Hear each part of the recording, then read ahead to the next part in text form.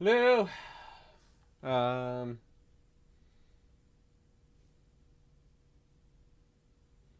Hello. Better post and let everyone know I'm live again. For now. Um. First of all, unceremonious face reveal. I'm ditching the 3TNA VTuber thing right now just because I think it's causing performance issues. So for now, you get to see my face, which I think a lot of you haven't before. Um, didn't intend for it to be this unceremonious, the face reveal, but whatever. Um, Unceremonious face reveal. Yep, that is what we call the loop. Um, all right. Hey, got anyone in? Oh, I better post. Let everyone on Twitter know.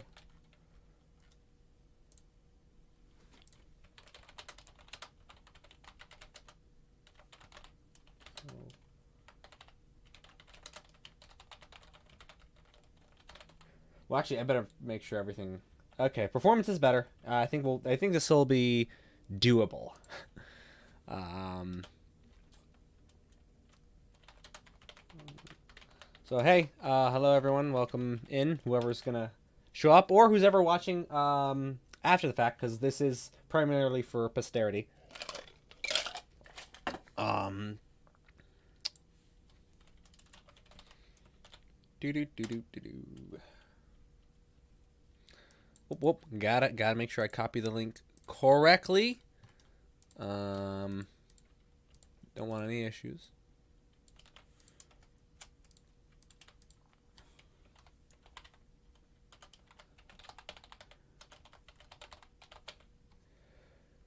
All right.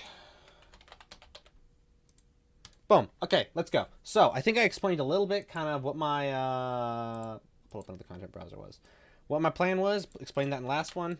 Um, Basically, I'm going to try to remake the core mechanics of Genshin, at least the base mechanics, not the entirety of the game. I pulled a lot of assets from the marketplace for visual assets, not code stuff. I'm going to try to make that all myself using Omega Gamework.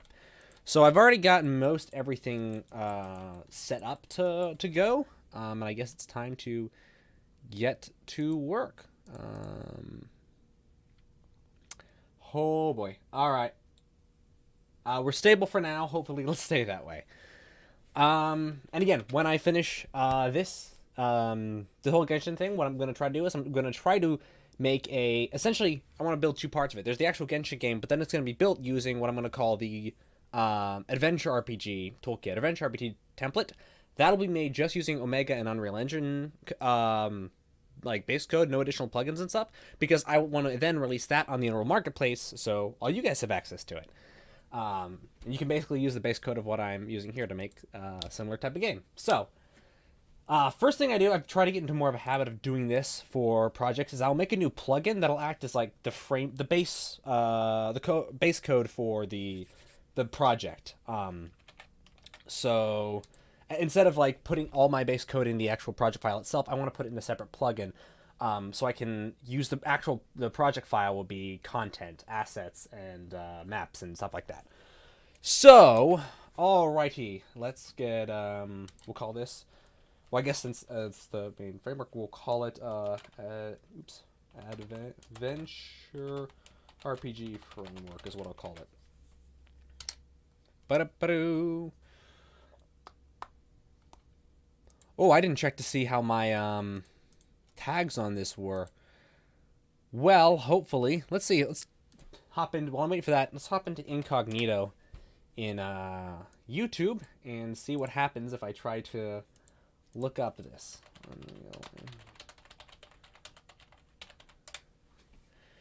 I can't imagine all. Hey, there we go. Hopefully, for an extra layer of security, I do have Opera, right? Opera browser. I will do it in Opera as well because one second. Does Opera browser have a incognito mode? I didn't actually know. Anyone there? Let's see. Better not whistle anything, because the copyright demons will come for me. Come for Despicable Me. For some reason, that song has been in my head. Yeah, VPN, buzz off. I should get some more G Fuel, especially if I'm gonna be standing up for most of this. All right, well, let's see if YouTube loads. How's the plugin? Oh my goodness, there's 2 versions of the project. That is not cool. 1 second. Let me check which one is the real one. That one's the fake one. So let me close that out.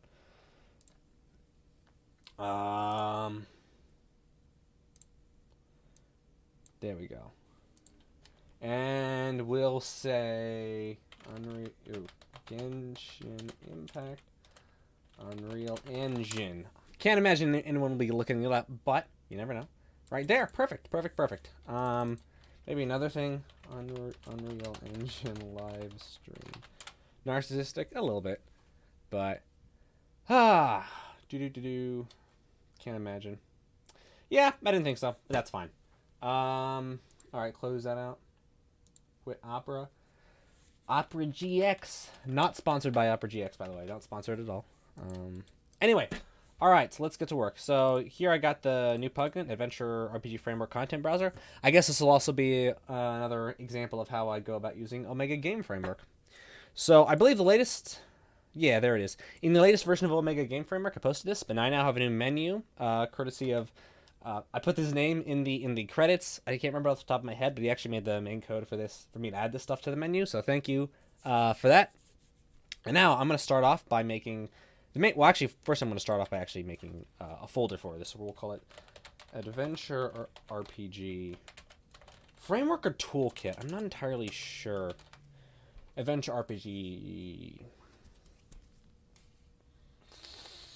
I'll call it template. I'll call it toolkit. Why not? I like that better than template. All right, Adventure RPG Toolkit. Oops. Well, we'll save that in a minute. So first thing, I like to basically separate the code in my games into, I say generally 4 different, vaguely 4 different asset folders. I have framework, assets, maps, and game data, which is what I'll do here. So game framework. Game framework is all the base code for the game. So game mode, game instance, all the base classes, game systems, stuff like that. So I'll go ahead and drop a game mode here. Derived from Omega game mode, of course, because that is the better game mode. Game mode. I'll call it just game mode. Adventure RPG. Sorry, I got an itchy finger, and I press the shift key a lot. All right. Then I have assets. Assets is where which I may not even put anything in for now. Well, I'll make a shader. Just why not? Assets is where I put like visual and audio stuff. So music, sound effects, voice files. Well, not always voice files. Sometimes with those by map. But voice files, shaders, textures, materials, that sort of visual stuff. Or specifically that stuff that's going to be shared across everything. So global materials, that like not necessarily the instances, but global materials all used, or material functions or textures that I'll use across stuff, which I actually have a few I want to import automatically.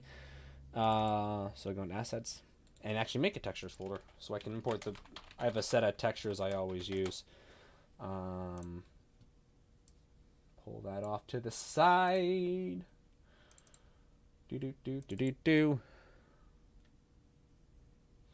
Let's see. And I'll explain the others in a minute. Yeah, so I got a handful of textures. I always basically import this stuff into my into my project files, because it gives me a nice variety of stuff I can use. So let's drop those in for shaders and stuff. So all this stuff right here. And then from here I have that all ready to go. I'm going to be showing my content browser here on the screen just for convenience, but I'll actually mostly be using my content browser, which I have on a separate screen right here, just because it's more convenient. So, but yeah, okay, game framework, which I'll color that blue. Next up is game data, which I might not make anything for. Actually, I will, just because there's a few things I want to do. And these are basically almost entirely data assets or iterations of like subclasses of base classes stuff. So, like for example, if I were making an RPG that had party members, or items and stuff, the base item, like the base item class or party member class, would go in game framework, maybe in its own folder, and then game data would hold all these specific what is the word? All the specific actual like items. Say like I would make the base item class in the game framework, and then game data is where I would store like potion 1, 2, 3, ether 1, 2, 3, stuff like that, or the party members with all their with their data and their skeleton mesh and everything. So, and that's kind of how I separate stuff in my mind is framework and content or data. Framework and data are kind of the two types. I'll actually go ahead and do this because Omega Game Framework, my plugin, comes with something called Game Preferences. And actually, well, a few things, but I want to go Game Preferences right now, which are essentially in-game settings that the player can adjust. So this would be stuff like, audio volume, or volume in general. It can be stuff like inverting the camera, anything that you'd see in a settings menu typically. Essentially, all you need to do is you need to make a new data asset, which actually, I don't think I added that to Omega list. No, I might have to do that later. I'm also going to change the name of this folder to Preferences, actually, just so it's consistent. Preferences. And I'll make a new folder called... Actually, I'll make a new folder for game right now, because it's easy enough to set up an inverting camera settings. So, got a few people. Hello to everyone. We had a little bit of technical difficulty for earlier, but things seem to be going relatively smoothly now.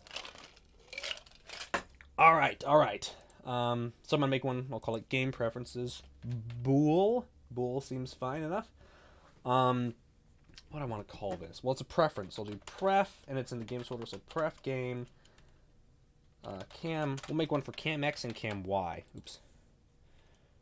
That's I'm gonna do this because renaming to just a capitalization for some reason takes a while. So Cam X and Cam Y, and this will handle inversion. My finger really itches. All right. So here we have a game preference. I'll leave the default values there for now, but invert camera Y. We'll say Cam Y for its label. Is it a global setting? Nah, this would be something that the individual person would want to probably adjust. So we'll keep that as a global setting, or not a global setting. The difference between global, so I really do need to make more tutorial videos and stuff. The difference in Omega between a global setting and a non-global setting essentially is just, is it saved to a game file or is it saved to the global file? Meaning like a global setting would be something like, I don't know, maybe graphic settings or resolution, where every time you open up the game, that is loaded. It is saved and loaded, that specific setting. Well, a non-global file is specific to the game file, so something like difficulty. If you're playing one save game and it's on easy, you switch over to another. You want to go to whatever game difficulty that is. So that would be a non-global setting. I'm also gonna make this new category. So we will say settings. Actually, consistency. Consistent naming is important. Preferences, game, Cam Y. No, that's the whole label. The category is just game. Okay. And we'll give it a tag of cam just so we know it's a camera setting. Camera. All right. There's that, and same thing for this, but it's the other way. Why am I doing this first? I don't know. It's a pretty late thing, but it's just easy to show how I structure our data and how this stuff works. All right, so camera X. What was I call this? Camera. All right, I forgot. Invert camera. Invert camera X. Okay, and then hopefully these are consistent. All right. So game preferences, and then map. I'm gonna go ahead and save this as a test map. Test map. Adventure RPG. We'll save that in here. I'm gonna make this, and then maps, of course. Adventure RPG. No. What am I doing? Test maps. All right. Perfect. Let's also make this the startup map. Um, that's a game. Also want to switch over ours to the Adventure RPG game mode. Ah, should make a new game instance as well, of course. I'm still setting up the very rudimentary stuff. Game instance. Actually, this is going to go in the marketplace. I got to do that. Two letter suffix, right? So GI Adventure RPG. Okay. Perfect. We're getting everything set up, and we're gonna get to the really more fun stuff in a little bit. And I get to show you more about how build. Why is this taking so long? Usually, it should do it right away, right? I need to get more water.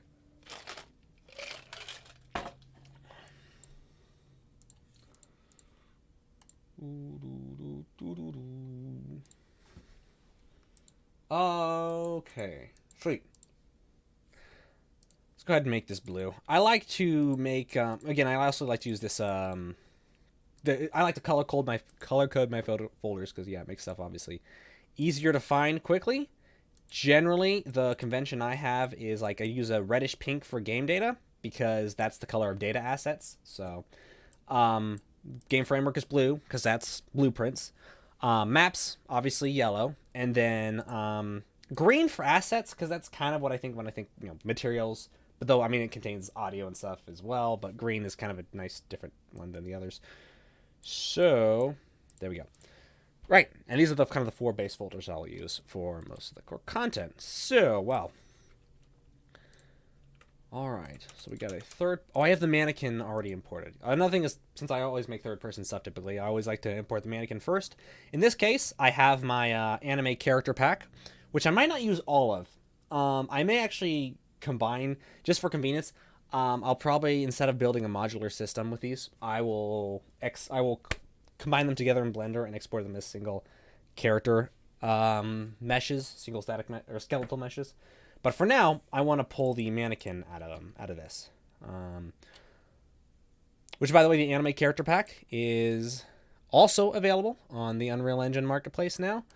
The starter pack, right, this boy right here. So yeah, this will also be available for you all to purchase. It's purchased. Got some setup expressions, stuff in control rig. It's modular, so goes great with assembly. Especially when I get 3.0, because that's the other thing. A lot of people have been asking me about assembly, the modular character plugin for Unreal Engine. That hasn't been updated to 4.27, and the reason is because I want to remake it. I've learned a lot more about how to set up modular characters, and I want to make it an easier, more painless process and improve upon assembly. So if everything goes right, 2 weeks from today, I will be streaming the process of me making assembly version 3, which will go in the marketplace once it's done. So, 1 minute. I want to go get more water, but I think I want to do something actually more exciting first. I'm curious if is anyone from the Discord in the chat? I'm curious to know who I got with me. All right, so I'm going to move the... Man, it's so hard to see with this tiny thing. It's more convenient for streaming to have the content browser here on the side because I like having the big screen to see. But yeah, I have it down here. In fact, I'm just going to use it down here for the most part. All I'm going to do is put the mannequin folder in... well, I'll actually go ahead and... I'll make a game... This is again standard procedure. Game framework. I'll make an actors folder. And then character. And I will move the mannequin into here. Into the characters folder. Because mannequin will be essentially, since everyone... Not everyone, but almost everyone is like a... Or everything... In the game, every character will be a humanoid, for the most part. The mannequin will make a good base, and that way I can reuse animations as well. This might take a little bit, so while this is going, I'm going to go get some more water. I will be back in just 1 second.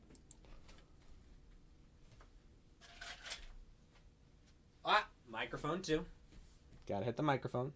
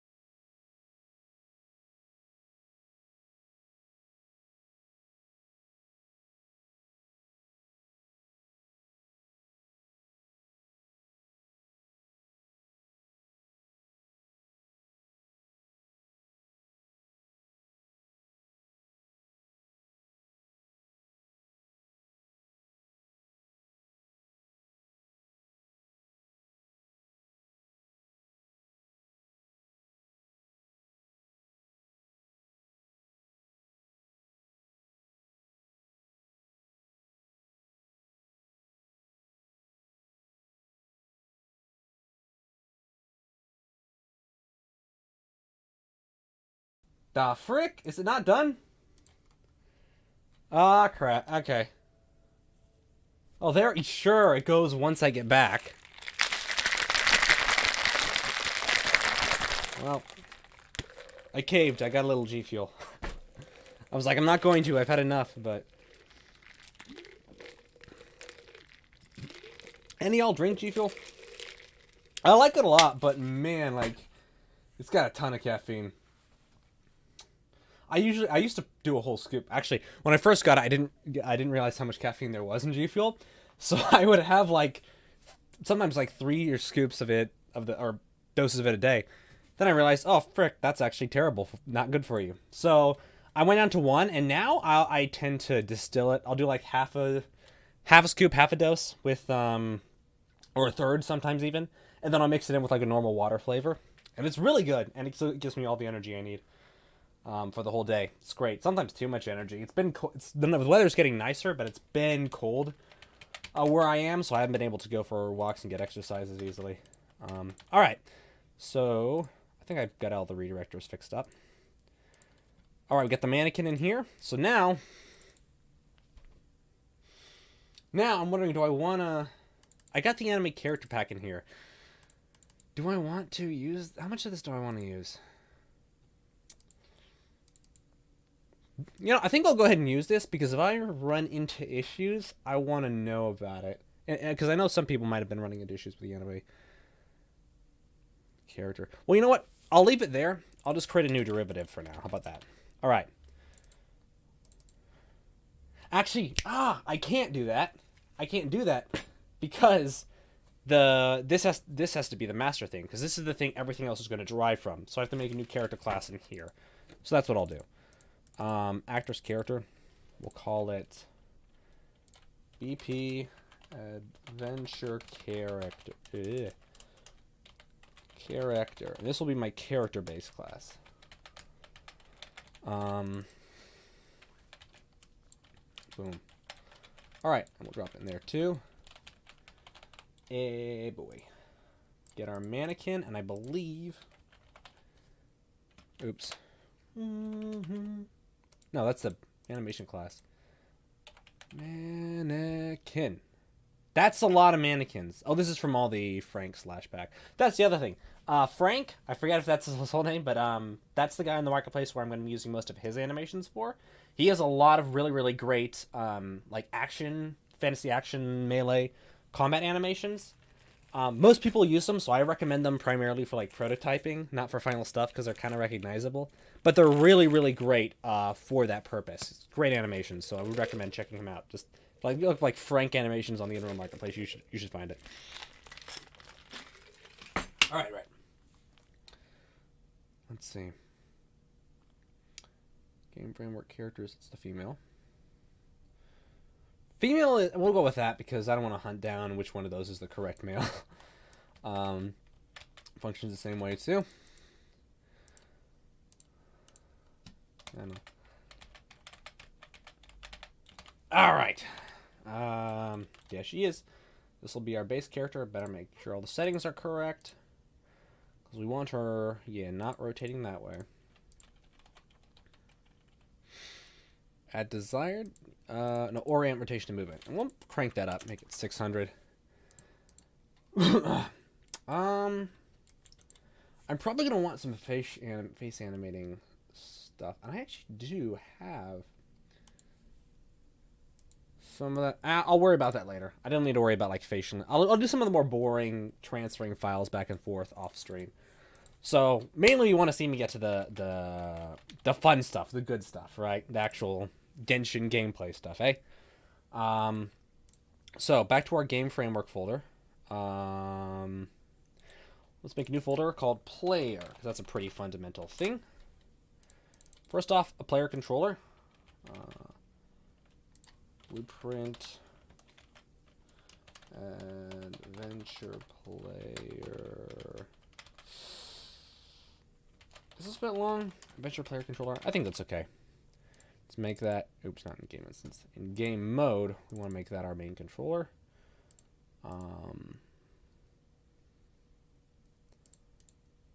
Adventure player controller. Okay.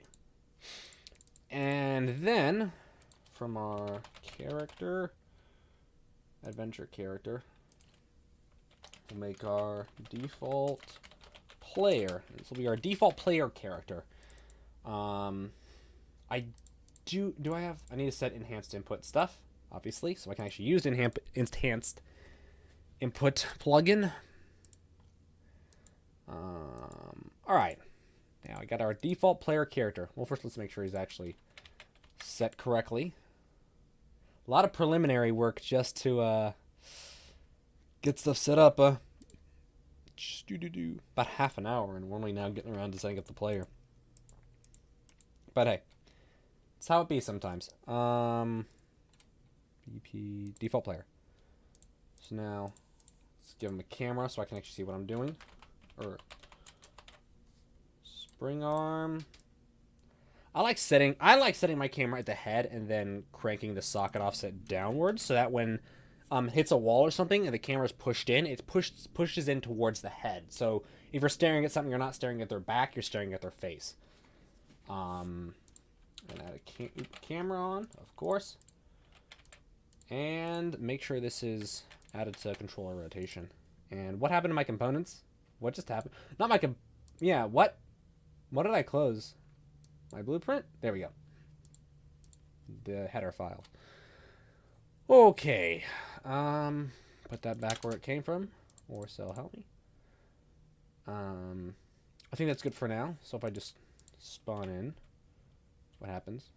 There I am. Can't move, of course. But I'm not even on the ground, it looks like. Yeah, 90. Negative 90 is the way you want to go. So there I am. All right, now, more cool Omega stuff. Because Omega's the best thing ever, and you all should all download it. Omega Game Framework. Anyway, so with Omega Game Framework, what I try to focus on with most of the stuff I added in, be it macros, functions, blueprints, code, whatever. I wanted to essentially take the philosophy of Unreal as an engine and push that further. In my opinion, what makes Unreal Engine really advantageous compared to like Unity or what's the other one, Godot or stuff like that, is it's not very lightweight. But the reason it's not very lightweight is because it has a lot of base classes and stuff you'd want to make in your game already made up for you, so you don't need to remake it. You already have game mode, game instance, game saves, all that stuff is made up and ready to go. Even like character movement right here, it's fairly extensive, the type of character movement you have, which we won't be using most of this. But the point is, Mega Game Framework is meant to kind of expand on that idea. So one such example is using macros to simplify character movement. There's a pretty standard process in Unreal to how you create a third-person character when it comes to movement and control rotation of camera. And I have essentially simplified that process by creating two input actions and two macros. So all those are these. Let's look on here. Let's look at move character, and this will be our move character. And this uses WAS by default uses WASD, or if you're using a gamepad, because it also has that, uses the normal left thumbstick to move around. Then we also have rotate control, which is rotate control, which uses the mouse and the right thumbstick on the gamepad, and then it gets the axis value from that. So let's pull off and look up move 2D. No, 2D. And here we have control input move 2D. And this is essentially just a super simplified version of handling character input. So let's just connect that up. And the only other thing we'll need is to determine how we move, which in this case is going to be dependent on the controller rotation or the camera, where the camera's looking. So let's look up vector, I think it's control vectors? Control vectors. If you look up just get control vectors, if you're in a pawn, there's macros for that, which will automatically, it'll automatically grab the control vector, the forward, right, and up vectors based on whatever your control rotation is. Requires a pawn, but that's fine. So let's just plug those in. And for this, we will do control rotation input 2D. And this, you just need to plug in the input axis. And same thing, handles control rotation really simply. And now, actually I can just do it like this, forget it. It's not working. Why is it not working? Oh, right.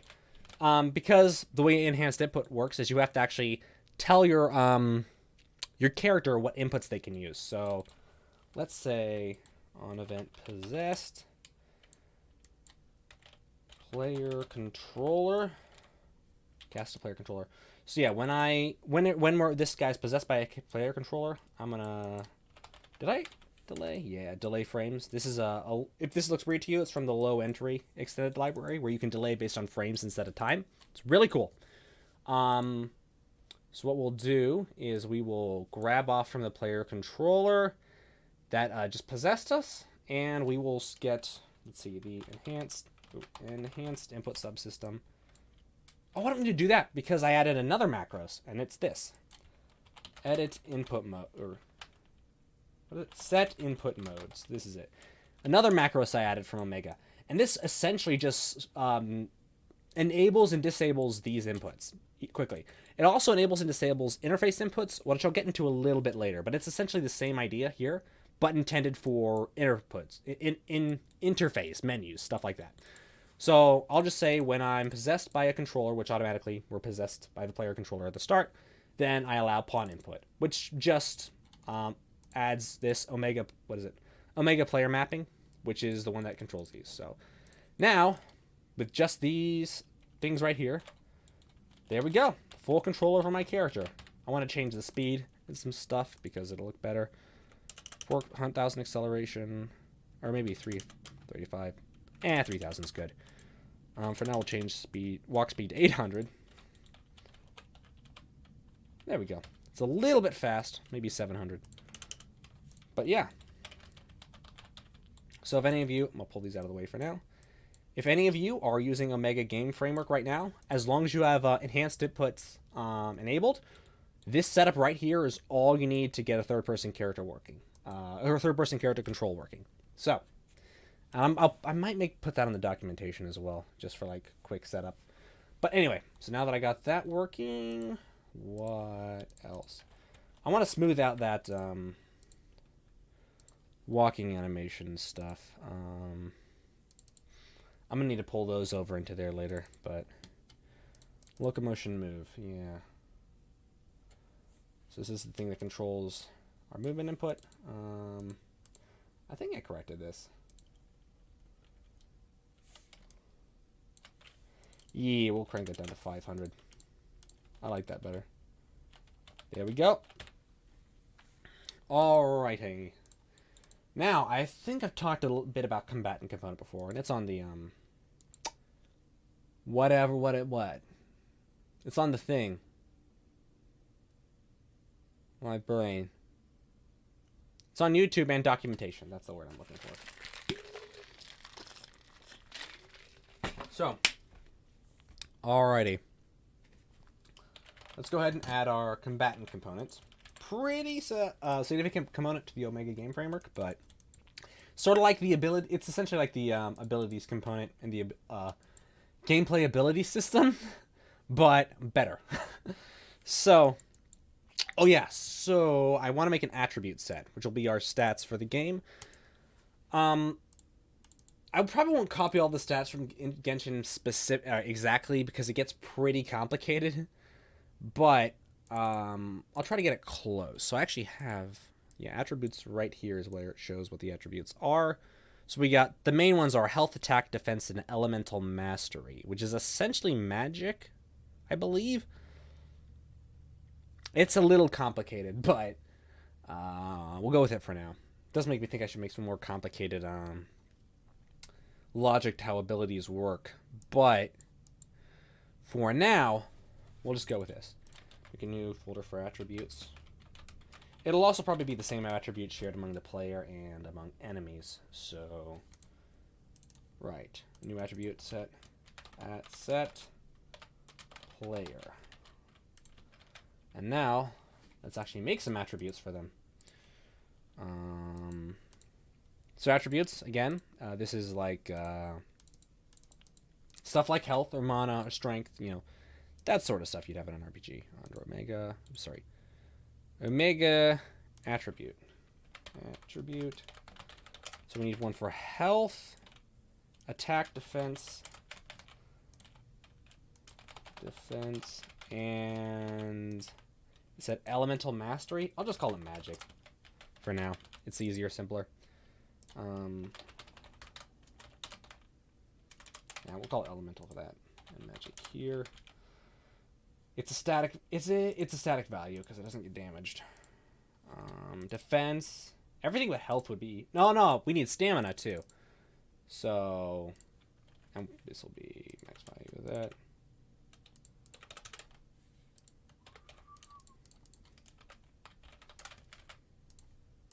Should get some icons in here. Yeah, I need to make a stamina as well, of course, because we have stamina in the game, which is green. I think. Let me look at a gameplay of Genshin to remind me. Stamina's green, right? Ooh, Blender Studios released something called Watchtower. I'll need to check that out later. There really needs to be a blender of game engines. I love Unreal. Don't get me wrong, I adore this engine, but an open source engine like in the way that Blender is, where Blender is like becoming the industry standard because it's free, it's open source, and like everyone uses it. That would be awesome. I'm hoping Godot's not quite there. It's got more work to do.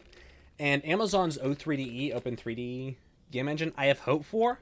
But Lumberyard obviously had plenty of problems, so.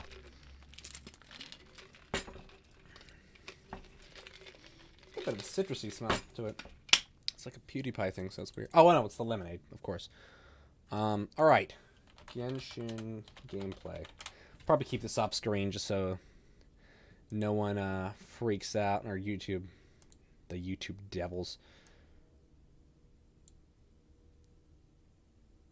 You know what? We're just gonna make it yellow. I don't even. It doesn't matter.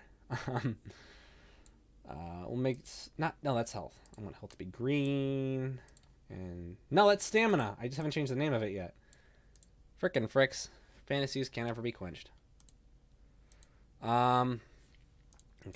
I need to crack it up because I've been on here for almost an hour and I barely got anything done. All right. There we go. Close out that crap. All this crap for now.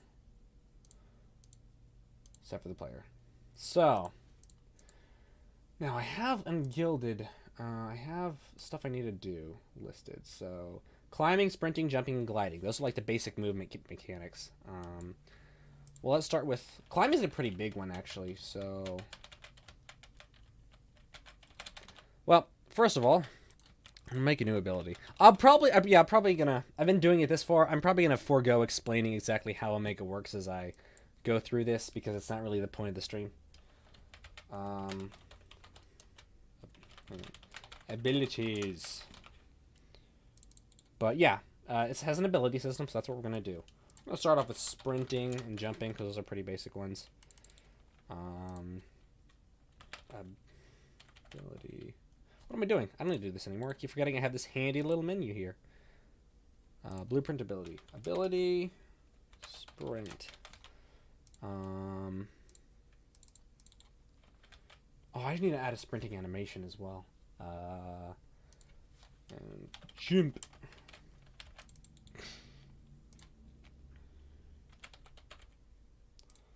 There we go again. Oh well. Ability. Jump. Ah, boy. Sprint, jump, glide.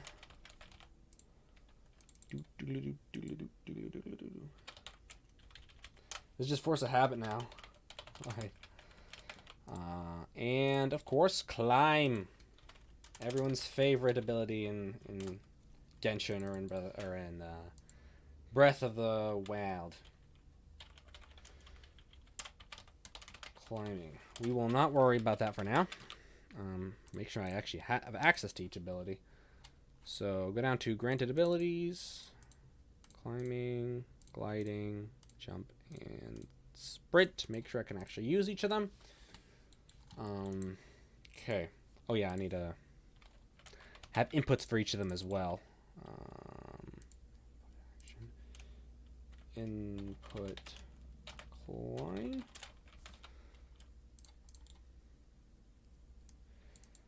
See, I would put. Does anyone know if Hoyo, whoever has been like overzealous with copy strikes on Genshin music? Because I would play Genshin music, but I don't want to worry about the copyright stuff. I'm not even that big like about like getting demonetized or anything because I don't monetize my channel anyway. But I just don't want to lose the streams. I stream on Odyssey, but like no one's over there. Well, I don't get many people on here either, but that's fine.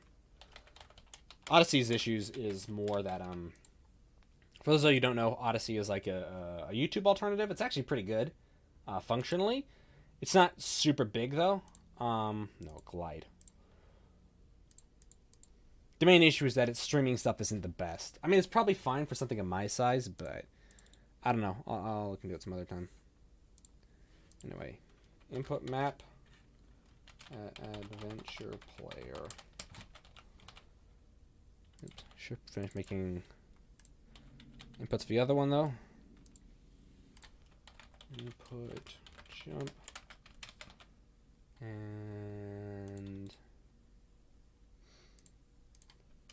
input sprint. Let's start connecting these. So input sprint, finish on complete. Excuse me, because we want to deactivate this when I release the sprinting. This one will be easy to do first, because it's literally just speeding me up. Or yeah, so we'll get move component. Well, actually, what we'll do is once this begin play, when this gets added, we want to save what our default move component is, or move speed is. So get max walk speed. Default move speed. 7 viewers. Hey, hey. Look at me, 7 whole viewers. Sorry, I'm not mocking you guys. I'm very grateful. I would honestly prefer that. Less viewers, who are people who like will watch more regularly and get more value out of this. Heck yeah. Honestly, it's actually more than I was thinking. So hey, what's up, guys? What was I gonna do? Yeah, on activation, we want to set walk speed. Change our max walk speed, and of course, as soon as I say that, one person leaves. That's okay. Want to adjust it by say 1.5, so we move 50% faster on sprint. And we restore our default or normal walk speed when we're done sprinting. So, okay.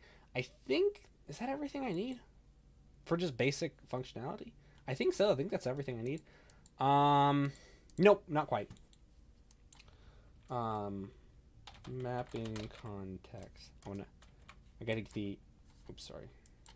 Enhanced input, add mapping actually I have to make sure I have the mapping context for those abilities. Input ability player. Okay. So now I think I should have a sprinting ability. If I hold down. Yep. That was not what I meant. Oh, of course I don't, because I haven't set up the input for it yet. Adventure player. For sprint, it's going to be shift, of course. Because I believe it is in... Oh, and that's going to be dodge as well. I forget. So dodge is also an ability I'll make, but I'll worry about that a little bit later. Because it's, you hit it the first time, that's your dodge, and then it goes into the sprint. Jump, space. Oops, that's not what I meant. Glide is space, but you hold it down.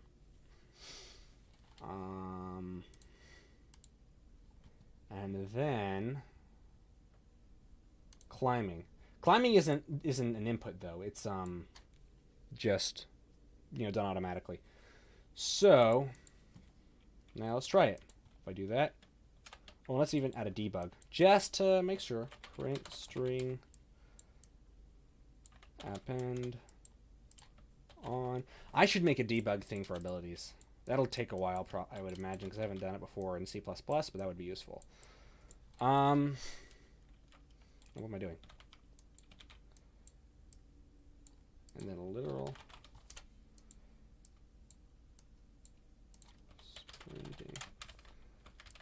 All right. There we go. No. Off.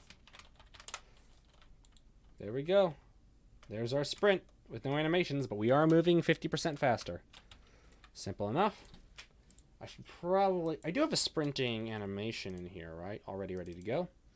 Jog. Walk, jog, sprint. There we go. Yes. All right. So I'm actually going to duplicate this. Sprint. And replace this one with... not sprint. Sprint. There we go. So... And I like... That needs to be a little bit faster. He looks like he's sprinting a little slowly. There. So what we'll do is go to our animation blueprint. I'll show you how I like setting up animation states.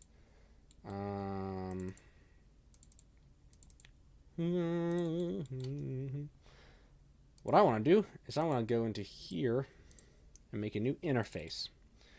We will call it I'm trying to think of what I have to call it. It's got to be interface, so blueprint interface, because it's going to go on the marketplace. So I need to make it appropriately formatted. Blueprint interface.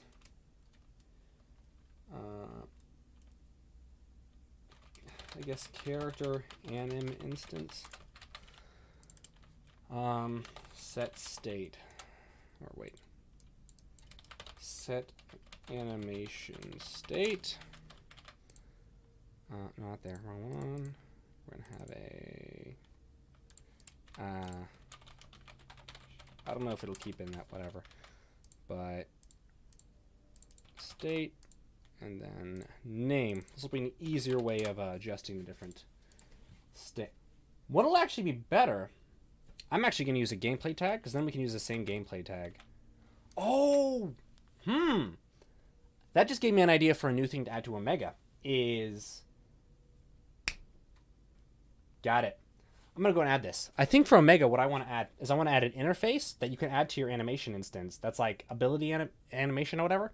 And then whenever an ability is activated, it'll send through that it'll be sent like set ability animation on. And whenever an ability is activated, it'll send through an animation state with the ability and with like the ability tags.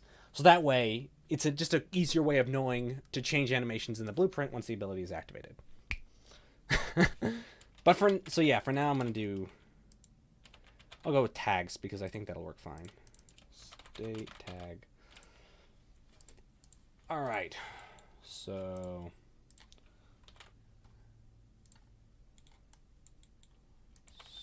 switch. Add a new one. Player abilities sprint.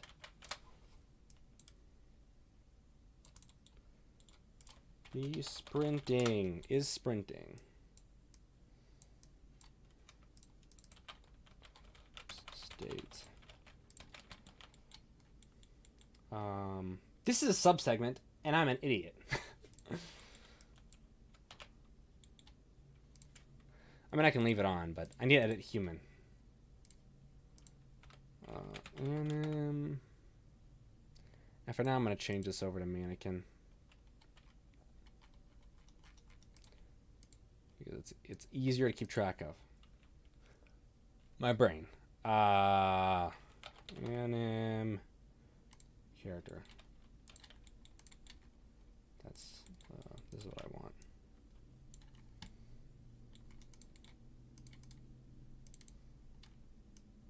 And I already have that set up. Sweet. It's nice to... It's always a good idea to have code and assets pre-made so you can just easily switch them over. Easy copy-paste them, you know. Modularity, I love it. Alright, so base is for grounded.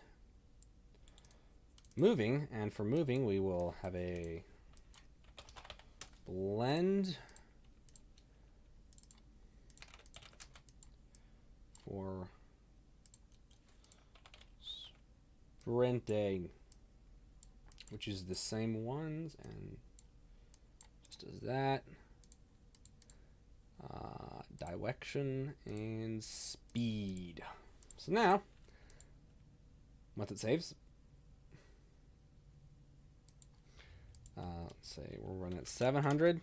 That's us normal. And when we sprint, boom. Epic, epic, epic.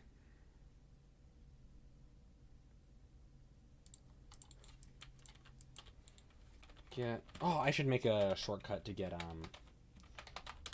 I would get mesh, but I should probably do one for anim instance too. That's fine. Get anim instance, set state.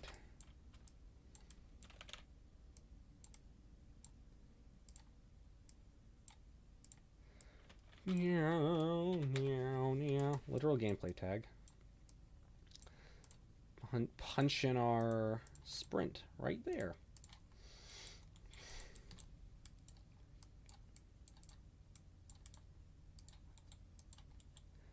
So now, yeah, there we go. Probably we should have the camera pull back for a minute. In fact, let me pull up the pull up Genshin Impact because I want a reference to how the camera appears on the character so I can try to match it.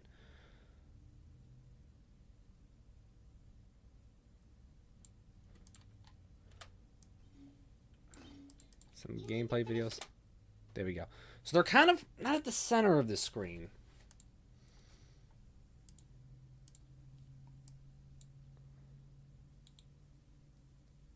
Pilot. I actually can't. Doesn't matter. Like because I can't see from there. Oh no, I know what I can do. 4 shortcuts. Pilot. Grab this here. I'd say they're about 400, and they are slight bit lower, so minus 25. Then apply instance changes to blueprint. Get rid of this turd muffin. No, not the mesh. Just the whole feller. Get rid of him. There. Let's add a camera lag too. It's a little ugly without a camera lag. And camera rotation lag as well. There we go. Let's make it 10 though. Or even 11. This will be 25. That's a nice amount. Okay. Sweet. I should probably work on the stamina, because that's pretty fundamental, and other stuff can come later. So, stamina system next. I am not going to make the circular stamina bar for now, because that takes a little bit of time. I might do that off camera. I don't know. But I will make a meter, which means first I should do a HUD. So, HUD. Let's see. Omega HUD layer. HUD layer main. So,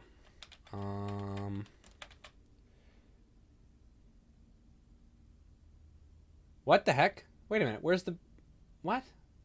Oh, all right.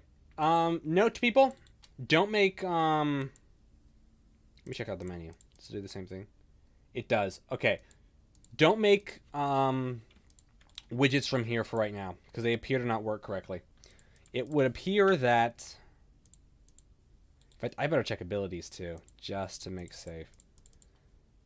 Yeah, that's okay. That's fine. Because it appears they do not pull up the viewport. So for now, stick to doing them through the blueprint menu.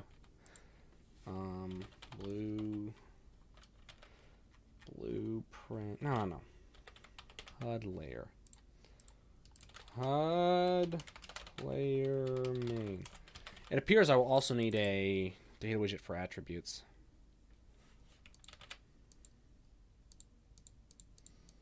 Alright, so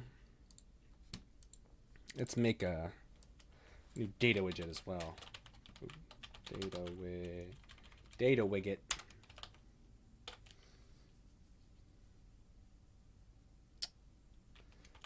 Attribute. So in Genshin, yeah, I was checking. I saw that dark side. It looks. I don't. Probably more of a Genshin expert than you. It's like this. I feel like this is still a little close for the camera, but I will. I think it's okay for now.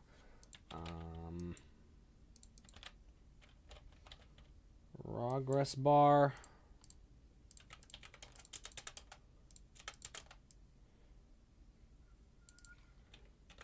That seems like a fine size, about the right size. Oh! 1 second. I forgot I can do this. Gameplay, or Genshin Impact gameplay. If I can get a nice gameplay screenshot, I can actually... There we go. I mean, this isn't amazing, but... actually... Yeah, that one's pretty close to... Final look. Okay. I'm gonna... What the heck? No. Save image as a... What the heck? I wanted to save an image as a PNG, but it won't let me. A JPEG? Really? Fine. Oh, wait, this is better. Please let me save. As a JPEG? Really? Alright, well, it doesn't matter. Point is, I'm going to pull in an image reference. I'll pull it out when I'm done. But, come on. Okay. Just the main HUD. Because this, I can act as a reference for me. Although I should get one with enemies too. Or a boss. Nah. Later. That can happen later. And it'll be not enabled and it'll be hidden in game because we don't want it showing up, obviously. Also not make it a variable. Stream quality's held out fine. That's good. That's good. Alright. Back to the attribute. Should probably pull this in just to see how it looks. It's a bit big. A bit big, isn't it? 20?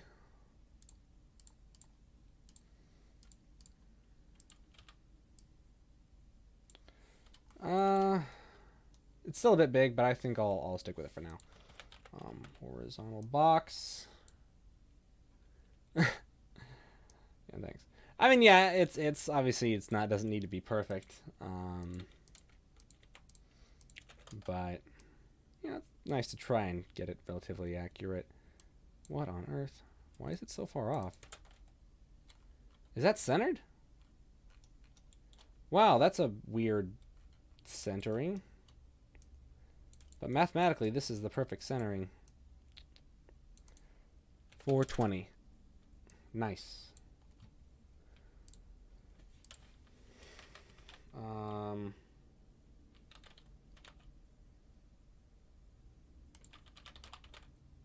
No, it needs to be a horizontal box because I want to make sure everything is spaced properly. 3, 4, 5. 5 looks good. I should probably expand that out just for convenience. There we go. Oh, I should make a new text style too. So let's do that. Make a new folder. Call this widgets. I pretty keep my widgets in the framework folder. Am I using? I'm going to use Logic Driver Pro for the game. Yeah. For like the Genshin thing. For this, the base framework that I'm doing, Adventure RPG Framework, I'm wanting to sell that on the marketplace, so I can't use Logic Driver Pro for that. But what I will probably do is make a lot of base classes, like actions, that are essentially included with this, that Logic Driver Pro will just run, if that makes sense. That will act as like a shell for. So that way I can still reuse the same code. I won't need to make a lot of new code. But yeah, Logic Driver Pro. Really expensive, especially since I made that video talking about how great it was. I still get comments on that, but it's a great plugin. So, still do recommend it.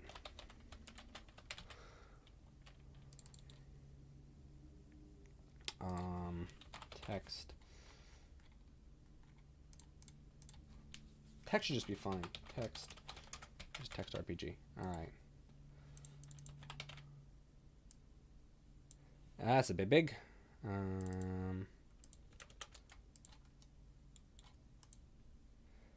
Level.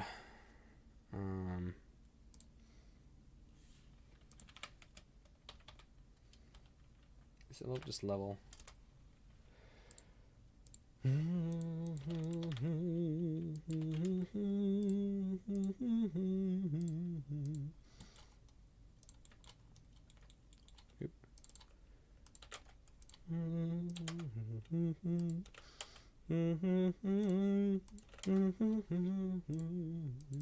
Oops.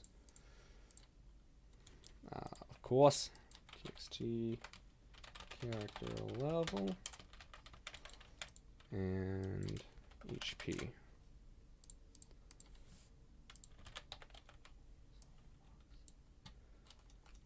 Gotta add those stats in.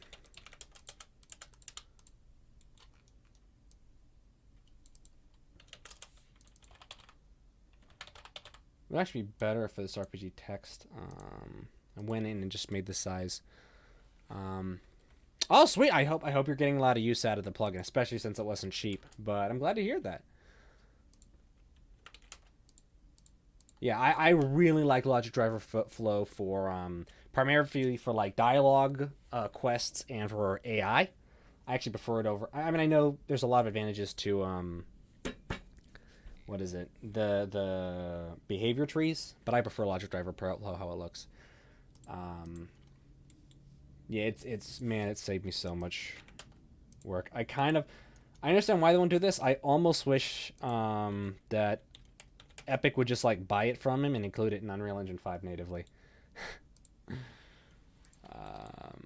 Just because it's so good, and I wish people had access to it automatically, but.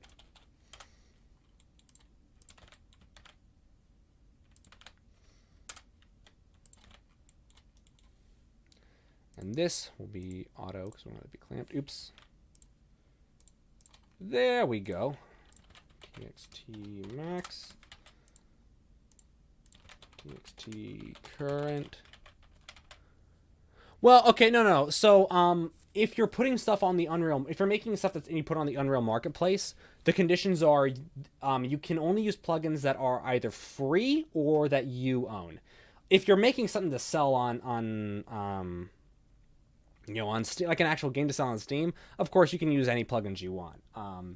I'm essentially making a base game framework, which is the Adventure RPG toolkit that I'm going to want to sell on the marketplace, and then I'm using that to create the Genshin remake, or Genshin Impact as I'm calling it. And so that Genshin Impact, that's going to use Logic Driver Pro because that I can't sell. I'm not going to sell because it's copyrighted. But the main thing will not use Logic Driver. But no, yeah. I've got crap. I got a game I've been working on right now, Mariposa and the Galaxy Man, which we've got a demo coming for either this week or next week. Depends on when it comes out. That'll be up on Steam for people to play, we hope. That uses Logic Driver Pro. That uses a bunch of stuff. But yeah, that uses Logic Driver Pro quite extensively. So.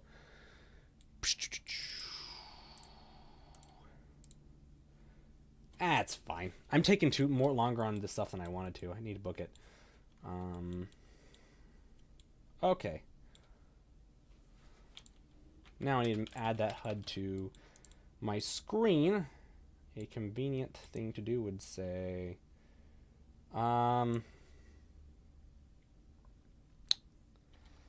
get Omega player subsystem, add HUD layer.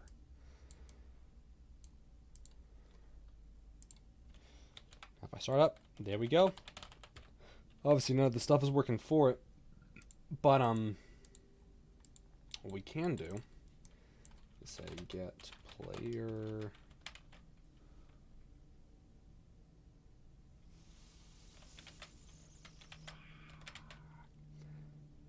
I was going to need to think for a while how I want to handle player leveling since I have party members, but I added the leveling component recently, and that'll make leveling easier, or added that to Omega.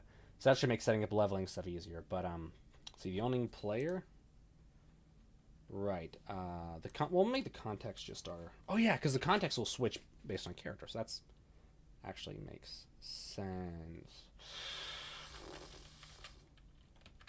Whatever. Let's make a new one here. Player, let's say character updated. default player. Cast to default player, and because we want to rerun this, rerun this character updated every time we switch to a new party member, right? So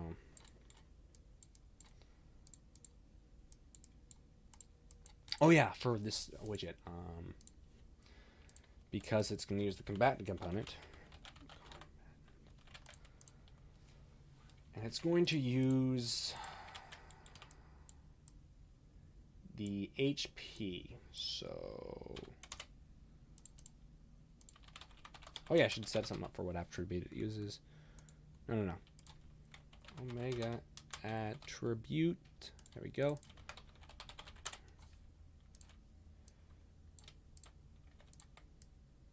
I think I've had some bugs with this in the past I need to figure out. So this would actually be a good chance to see if those bugs are still around. Because then I need to fix them in the next version of Omega. Max. Current.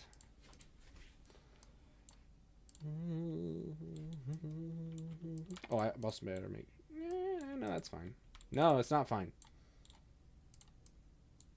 Because if it's not valid, and it's also not valid, can't have that happening. Alright, in fact, we'll make this a macros, too. Is valid attribute. Did I misspell that? Who cares?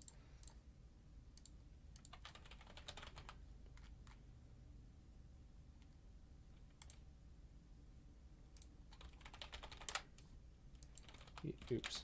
Let's say yes. Yes. No.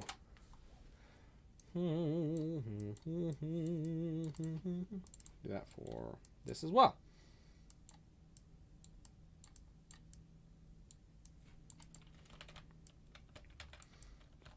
Just pop our boy in here.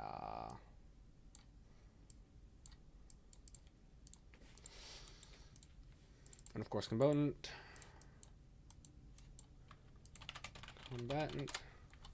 I need to add something, because I feel like I have to add a workaround to updating the combatant component in a widget too much. Hey, Gabriel, thanks. I hope you're getting a lot of use out of Omega. I know a lot of people have downloaded it. I'm really curious to see like what uses people are getting out of it, and kind of what things they would like to see improved, because it is meant to essentially just take care of a lot of the common RPG stuff, low-level RPG stuff automatically, so you can just add on to it. So I'm glad any of you are getting use out of it. I'm really glad you like it. If you have any, and again, if you've, I believe it's public, but if you want on Guilded or on Discord, if you want to if you have issues, or if you have suggestions for like common RPG things you'd like to see added to it, I'd love to hear it, because I use it as well, so I'd love to hear ways to improve it. All right. Combatant. No. Yet combatant. There we go. Update that. And then, actually, I better delay this a frame, because I need to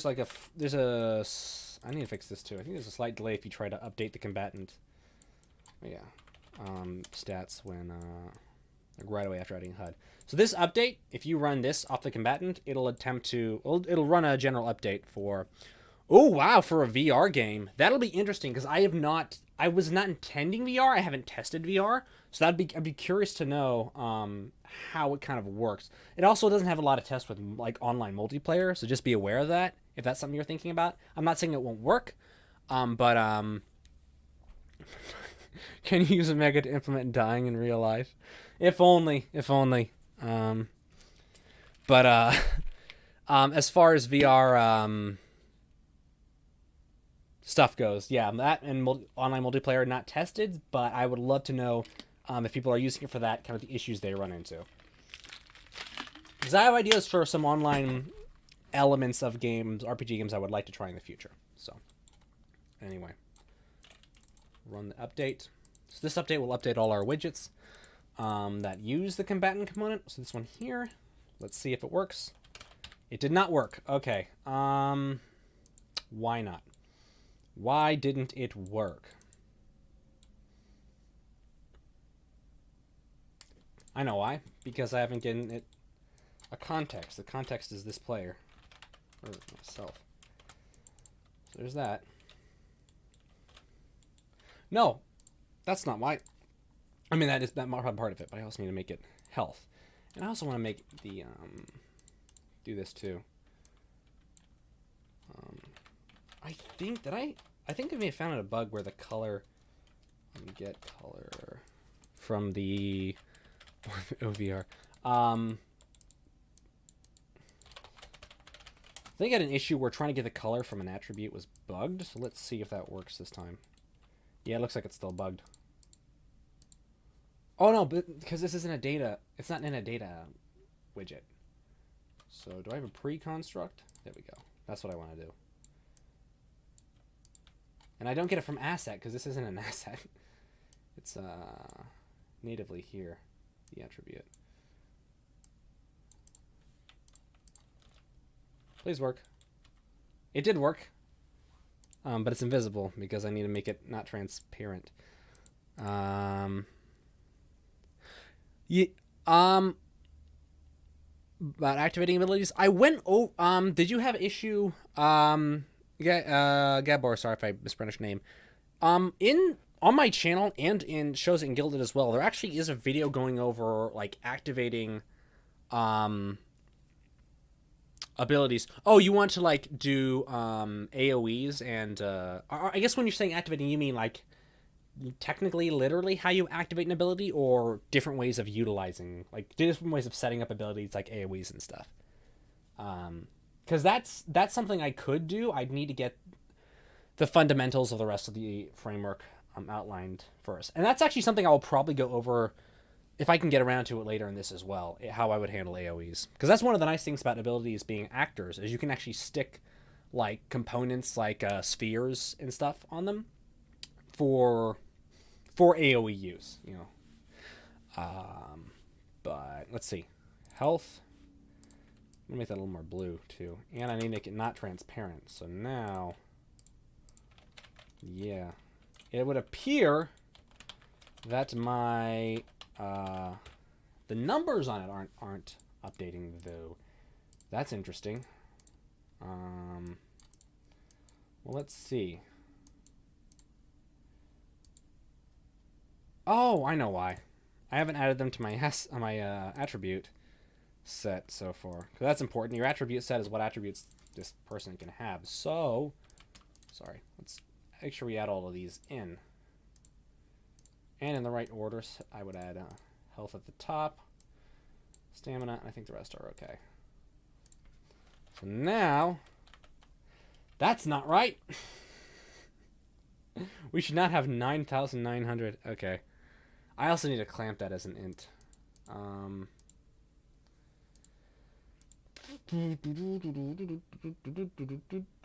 Alright, you know what? I'm going to... That's just a bug with Omega I need to fix out, so I'm going to handle this a little differently for now. Set attribute... No. Set component.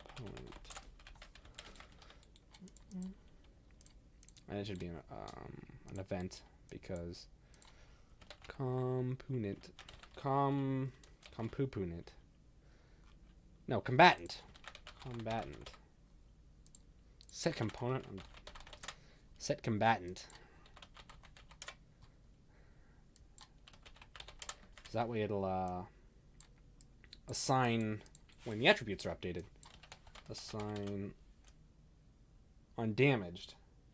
No, assign on updated. Oh boy. Well, I mean, it'll have the same effect. Attribute equals... Actually, better just to do this.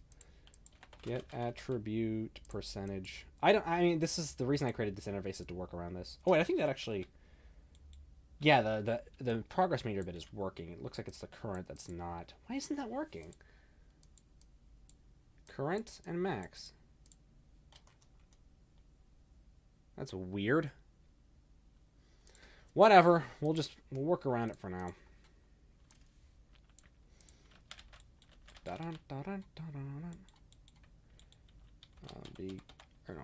Construct. Better make sure the combatant is valid. We don't want to do anything otherwise. All right, get value, get attribute value for whatever attribute is current. Set text.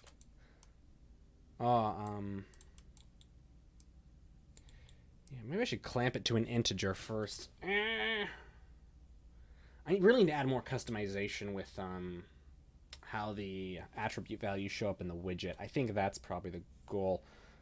Max fractional digits. I think I don't want 0. Yeah. Undamaged.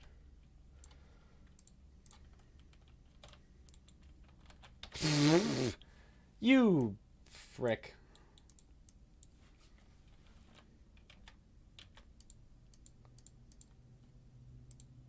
Oh, wait. I think I know why. It's probably going to update at the same time, so we'll take it 2 frames. There we go. 100 out of 100. Now, do I have stuff for leveling? Level. Oh, that's right. I need. I can add a level widget, a widget interface for level components. Now that I have the leveling component set up, that'll be nice. That'll be easy. That'll be cool. But in the meantime, when the character is updated, get my level,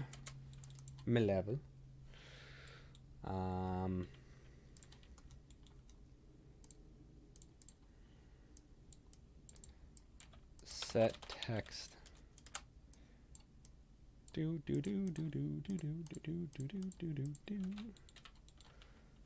There you are. I should probably push this to GitHub afterwards so I can work on it.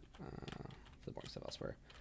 Now I need the stamina meter because that's the main reason I started all this. Alright. For now, I'm just going to stick to a normal progress bar. I'll make the circular thing later. Gotta focus on that MVP, you know? Minimum viable product.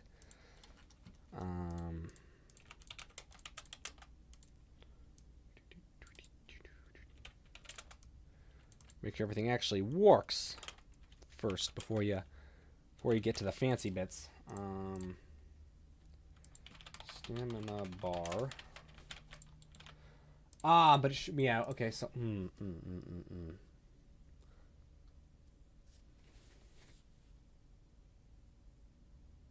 I guess it would be anytime the stamina is below 100%, because that means it's either being used up, preparing to recharge, or recharging. So yeah. So let's add a tick. No stamina bar. We should also say what current player it is. Current current character. That's what I mean.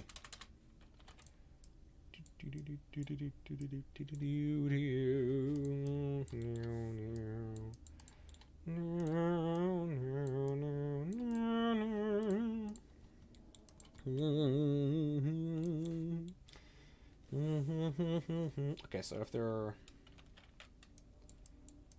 set visibility, make them invisible if, or hidden if the character isn't even valid. Then get attribute percentage. I think that's all we need for stamina.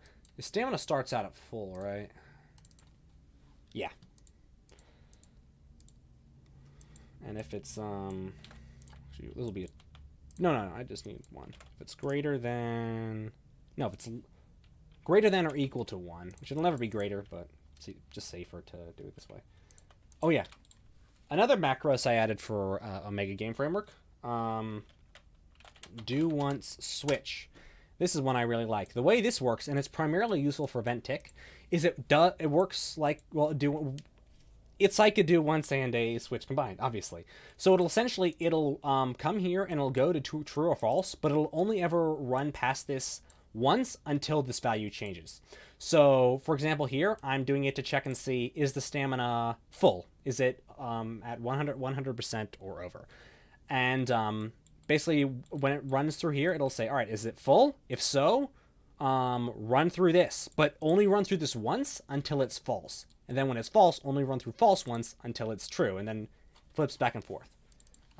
This little fella right here. Simple, but man, is it useful for performance and saving time. So, actually, it's the same one here. So, if it is... No, it's not the same one there. It's a different one. Because we want to hide it if it's full. Although what we'll probably want to do is once it's full, we don't want to hide it right away at the end. But for now, we want to, just because it's easier. So if it is full, it's going to be hidden. And if it's not, it's going to be visible. We also want to change its percentage. And so yes, I am using tick here, but it's only ever ticking when it's refilling. So now that should be there. What I need to do is make it drain while I use sprint. Where's that sprint ability? Sprinting. There you go. Should I add a drain function? I should probably add an easier way of... Yeah. Stuff drains at different rates in Genshin, right? Different, I guess it doesn't really matter for now. So, alright, activated tick. Another, let's see. I made two, Gabor says, I made two attributes, HP regen and MP regen in player's tick, and applied a negative attribute damage as regeneration. MP regen current value is delta times time. Yeah, I mean that's one way of handling it. I've not thought about you saying you created a. I'm just curious. Are you saying you created a separate like for your HP? You have one attribute for HP and one for HP regeneration. Is it like HP regeneration rate? I'm curious if that's what you mean. But yeah, that's one way of doing it. Event tick, apply damage. That's actually probably a better way of doing it. Event tick is actually now that you're saying that, yeah, I'm actually going to use a timer, because a timer, I think, in my experience, works better for accounting for frame rate, because if you use tick, the frame rate can throw off the speed of stuff. So what I'm going to do is say custom event drain stamina, and I probably should make a better function for this, or one on the player, but it'll do every 0.1. It'll be looping. And get combatant owner. Damage. Apply attribute damage. I think 2. Stamina. And then stamina drain. Handle. And we'll pause this.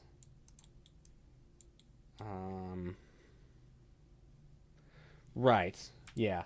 That makes sense. I might use damage modifiers for that if I were to do it in the future, but it's something I really want to expand, how attributes and stuff work. So I just sort of expand stuff as I come across a need to do it. But that's a good idea. I see what you're saying.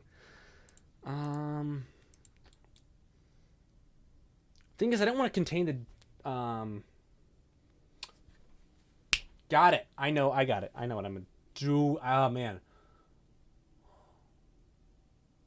Here's the problem. I just realized I don't know. I'm trying to think of how to run it in a way where stamina is, you're constantly checking if stamina can be drained or not.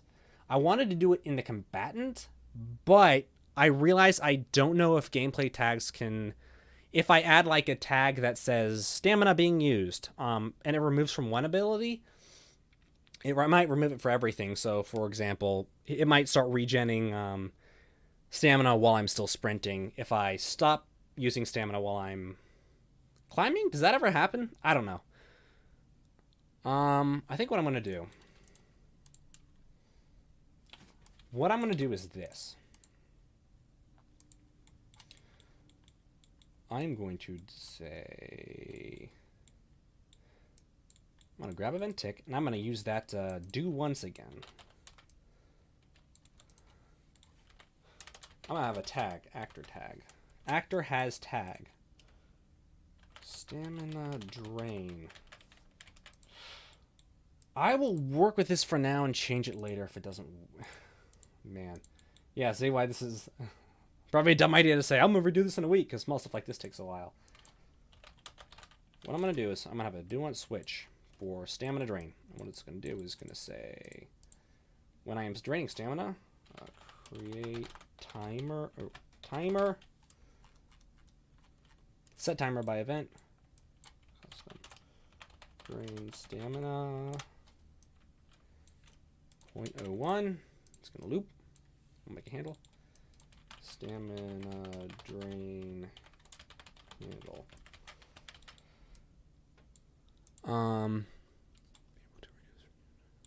Let's see. And when it's no longer true, we're going to pause this. So that way, any ability just needs to add this tag onto the player, and then it'll start draining stamina.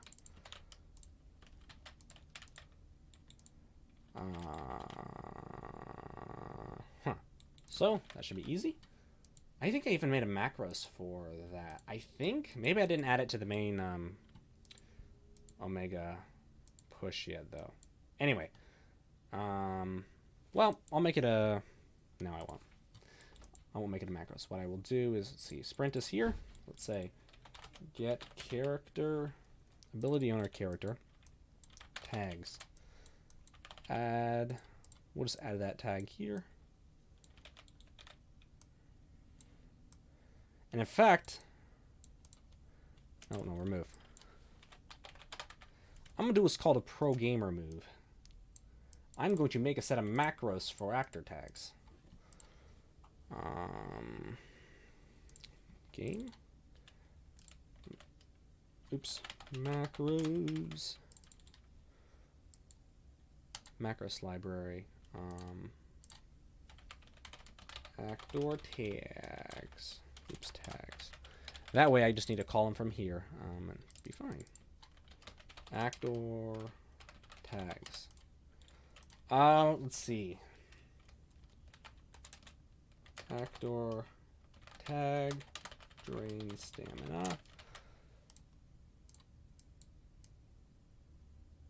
Color doesn't really matter.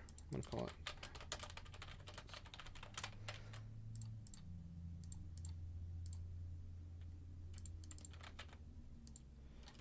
Drain stamina. Now I just need to plug this tag into whatever the heck. Oops, drain. And it'll apply to all the things. Boom.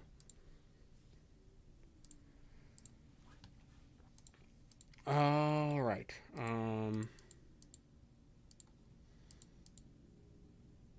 So now, moment of truth. All right. Think something's not working. Let me pull off to the side for a second. Oops. Okay, it's working. Is it draining my stamina? No, it's not, because I didn't tell it to drain anything. Of course not. You frick. Apply attribute damage. Stamina 0.02.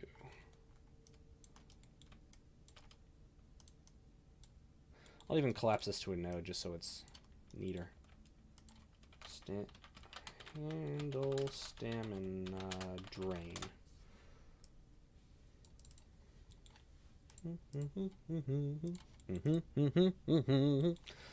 Alright, now let's try it. Oop, come back. Yay! It's not draining anything. It's not showing anything as being drained. Am I not draining it fast enough? I don't think so. Oh! Bleh. because I set to also only update the percentage once. So what we need to do, have it update that every time it is, yeah, whenever it's not less, whenever it's less than 1, or 1 being 100%, then we want to update its percentage, because once it hits 1, nope.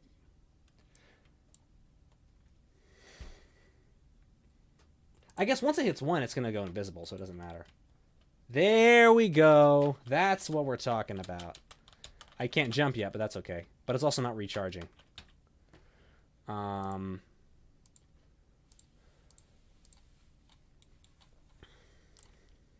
That's okay.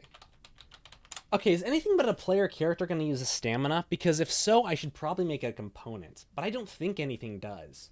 I think the character is the only thing that uses a stamina meter in Genshin. Right? For now, I'll keep it on the character, because it's easier. Because I'm pretty sure it's the only thing that does. But so what we also want to do is when that's done, set a new timer.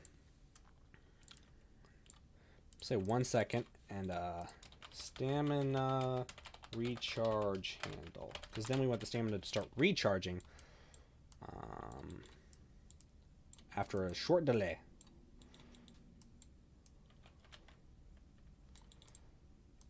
Create. No. Drain. No. Recharge stamina.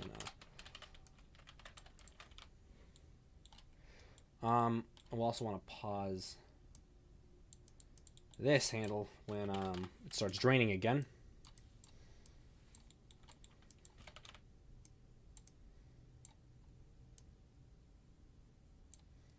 And we want to negate that. It drains faster than it recharges, right? Well, so now if I do that, wait, nothing.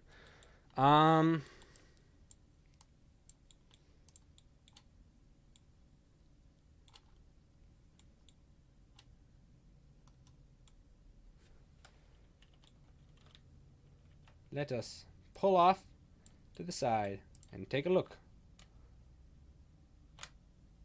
1. Right. Because what we don't want to do that. What we want to do is, how many timers do I want to set? Oh. I got a better idea. Stamina update. We'll use the same thing for both. For now. What we'll do, though, is say stamina drain. We'll make that a Boolean instead. And so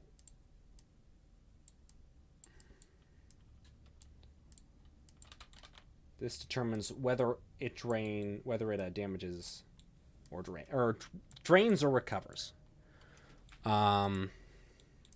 So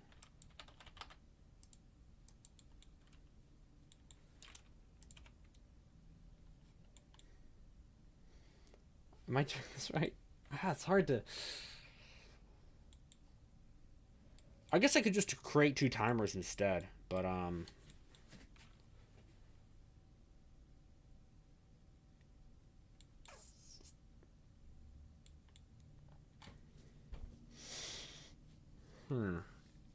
create timer, then create timer, then create another timer.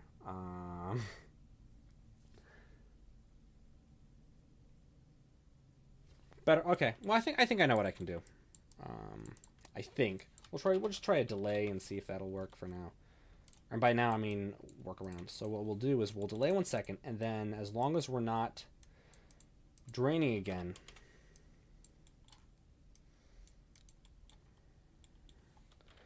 we will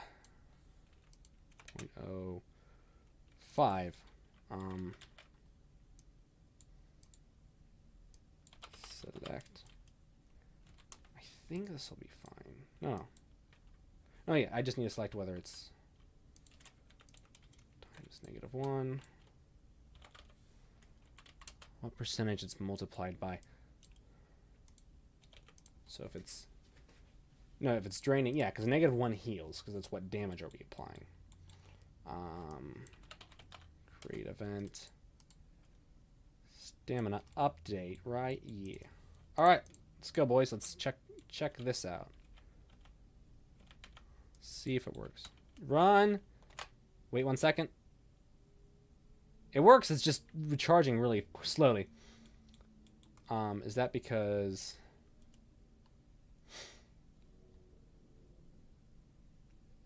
That's because I'm on a tick. Frick. Okay. Yeah, I just gotta set another timer. Create timer.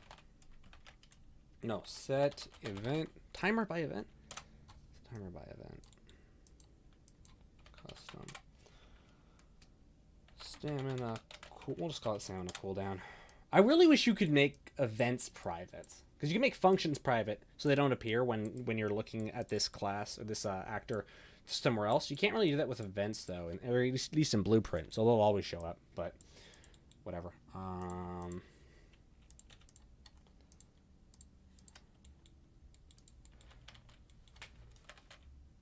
We'll make that stamina. Yeah, we'll only ever use the stamina recharge handle at once. So, okay, again we go. Run, draining stamina.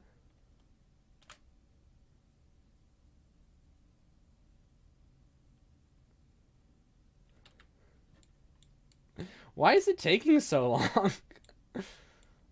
Stamina drain handle. This doesn't feel right.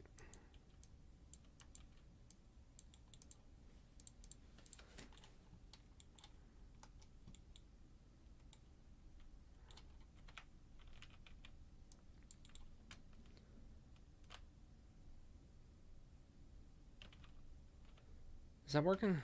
Stop. Yeah, okay. Oh, because it's just recharging a small amount. I see what's going on. Yeah, so mostly now it's just fiddling with the numbers to get it specific, but it's functionally working. The only other thing is make sure abilities can't activate unless the stamina is... I also need to add when stamina is, like, overheated, or whatever you would call that, but that can come later. So can't activate, get combatant, attribute value is greater than, actually no, if it's greater than 0, so as long as it's not depleted of stamina. We'll also need to check constantly to make sure it's not is stamina depleted.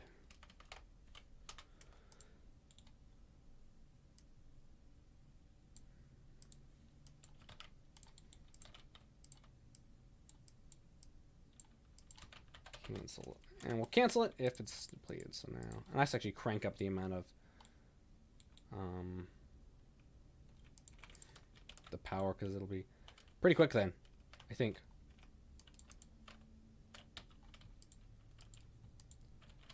Stamina depleted. No. If it's not, which means, frick. Frickety-doo. So there, if it's not depleted, then I can sprint. There we go. There. Only other thing is I want that bar to follow the player, so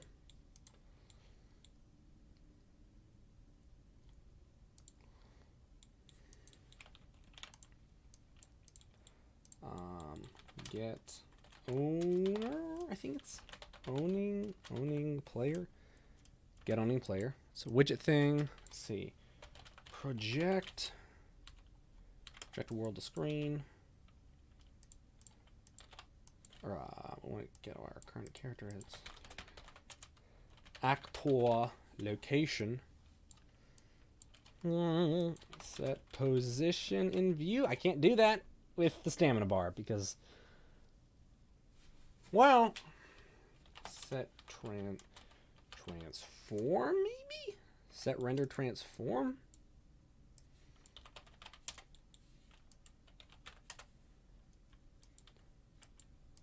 Set trans. I think this is gonna go crazy, but I don't think this is gonna work. But we'll just try it and see. That should hopefully keep the bar on screen. That is way off. And I think the reason it's way off is because it is needs to be anchored up there. Nope. Well, hang on.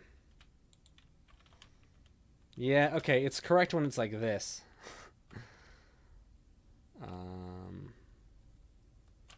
There's better ways of doing that, but for now I'm gonna leave it. All right, that's sprinting done. That's one. Jumping should be easy to set up for now. What just happened? Is it gonna crash? All I did was save. Please don't crash, because I'm saving a lot of stuff. I'll give it a minute.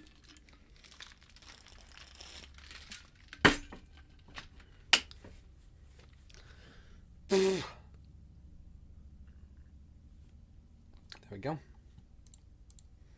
All right. Jumping should be pretty easy.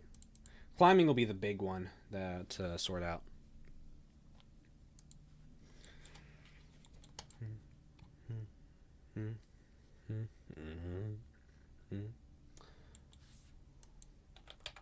Wait, no. Get character.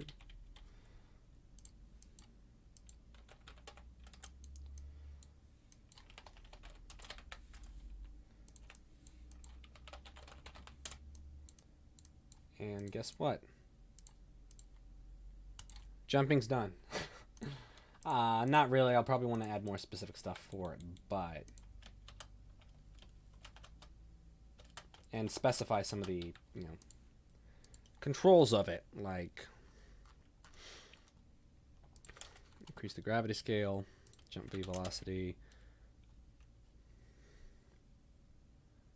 Sneeze coming on. Excuse me. All right. Air control one. So also has some fall braking to velocity or acceleration, whatever. There. Bad animation, but it works.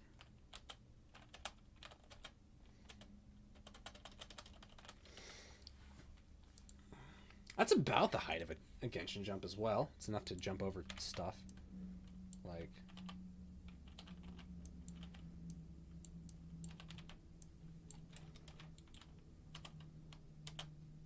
yeah, it's a decent jump.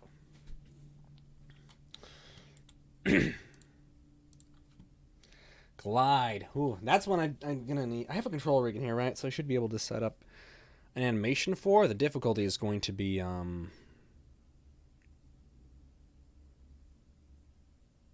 well, let me try it.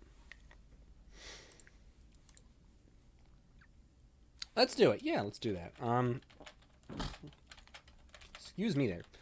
Let's find that good old control rig. Oh man, I know Ink Rose is a big fan of control rig. It's her favorite thing.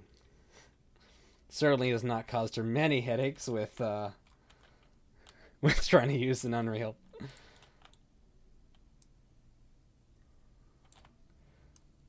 I like control rig, but yeah, technically it's currently inferior. It's just easier to have. Animation tools right in editor because then you don't have to worry about, it's a shorter pipeline, and also you don't have to worry about import errors.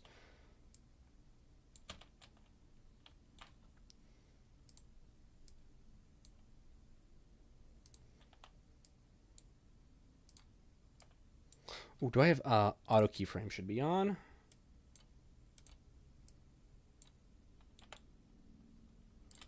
So the gliding points. We'll do a rough one. There, he's gliding, everybody. Kind of. That was easy enough. Make animation sequence, mannequin animation. A man glide.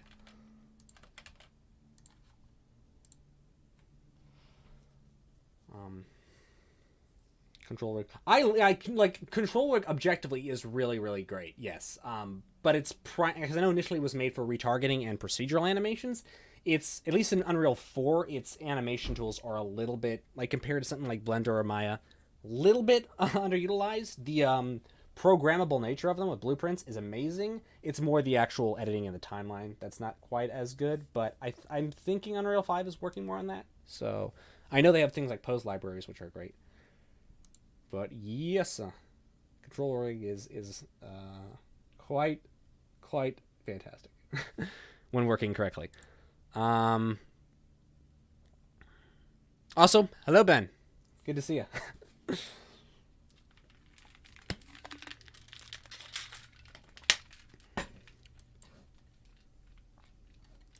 And now that guy's just going to be sitting there because I did not make him spawnable. There we go.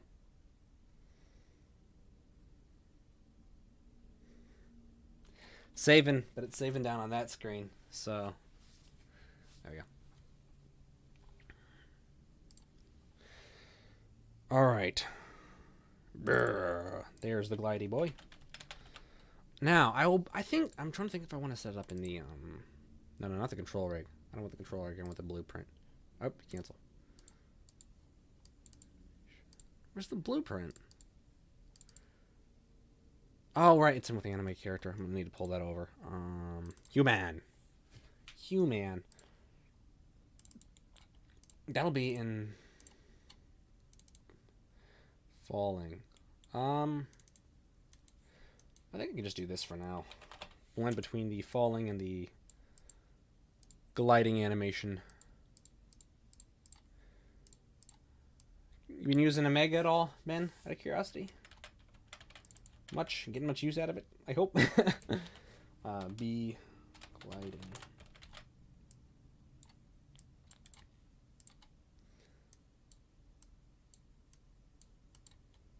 I'll even, oh, nah.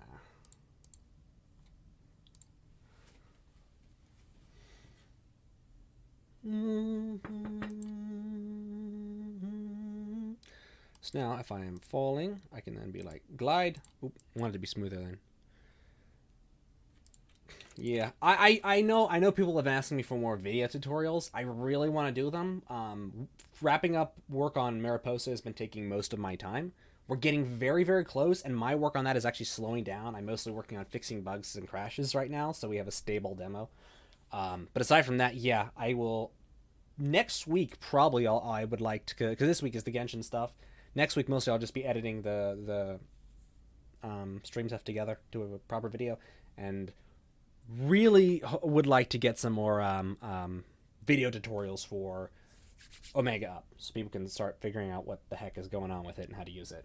Because I think I'm really vexing once people realize how to use it, it'll save them a lot of time. Because man, it saved me so much time. All right, lighting. No, blend. I gotta compile. I'm on an SSD. It's weird that compiling is taking that long. It should be like that and done. Okay, look at that glide. All right.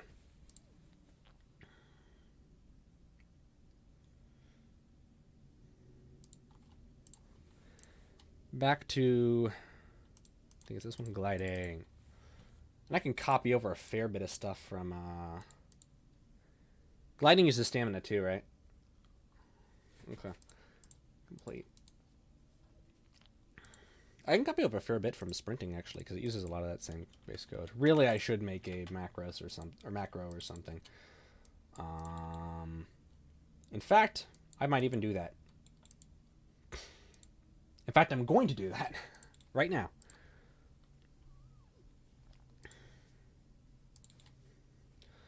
Blueprint.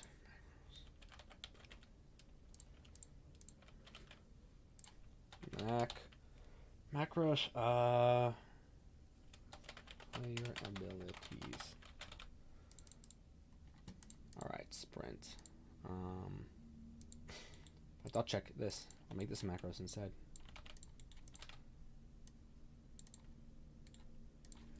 Is stamina depleted?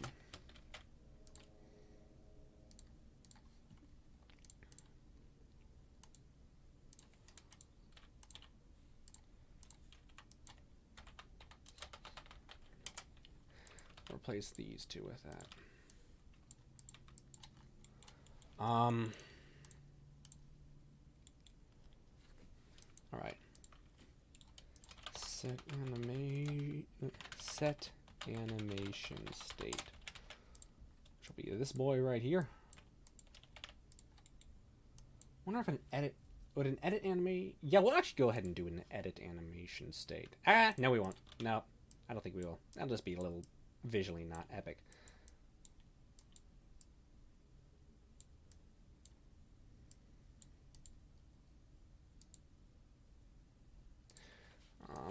But I'm not saving myself much time, am I? Ah well, it's a couple. It's more than 2 nodes, so it's worth it.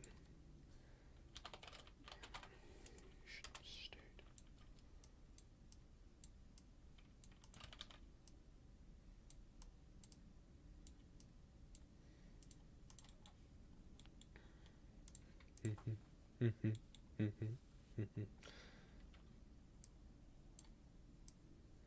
then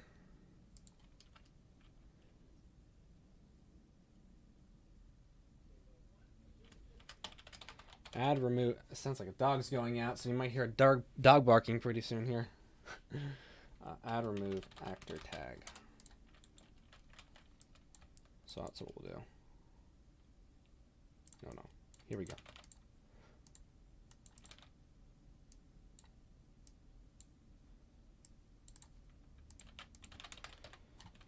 Oops, tag. Added. Removed. Remove ed.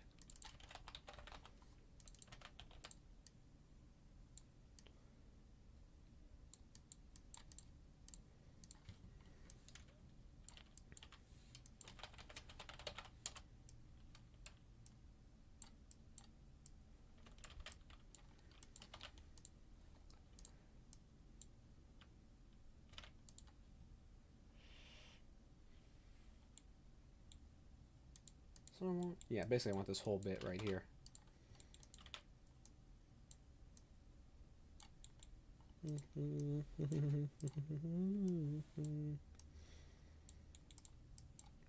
But instead of sprint, we want glide.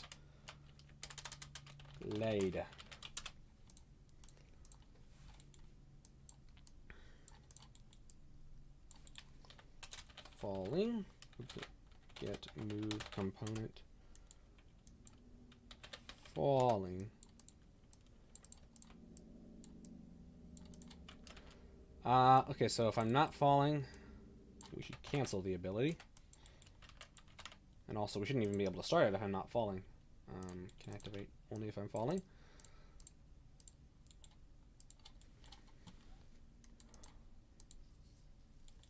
Oh, and if I'm falling or stamina depleted. If I'm falling or if the stamina is depleted, cancel it. Oh, I also need to add that thing where stamina doesn't recharge if you're not on the ground. Which is that in Genshin? I'm not. I think that's how it works. Okay, so if I'm falling and stamina is not depleted, I just realized I set the other one up wrong. If you're if you're not falling or if stamina is depleted. Oh man, oh man. I think that works. Okay. Let's try it. Doesn't matter. New. Glide is also spacebar. because I haven't set up the animation thing. Yeah, there goes the dog. I was afraid of that. Oh, sorry if anyone hears that, but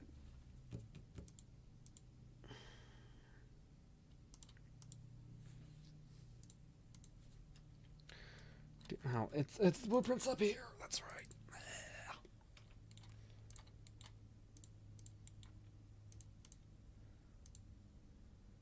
Player abilities glide.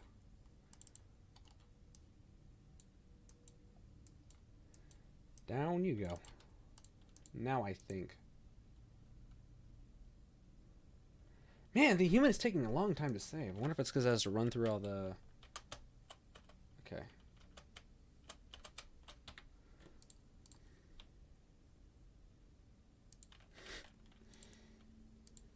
Indeed. Also, hello, dude. How have you been? I noticed you've been... I haven't been watching, but I saw you've still been streaming stuff and doing stuff. Hope you've been well.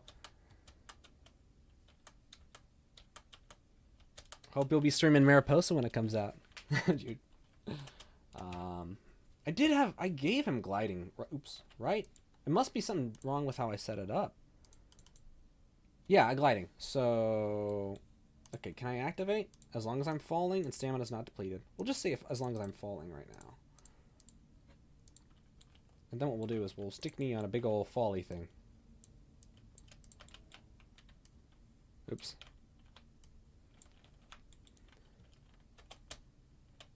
Yeah, weirdo.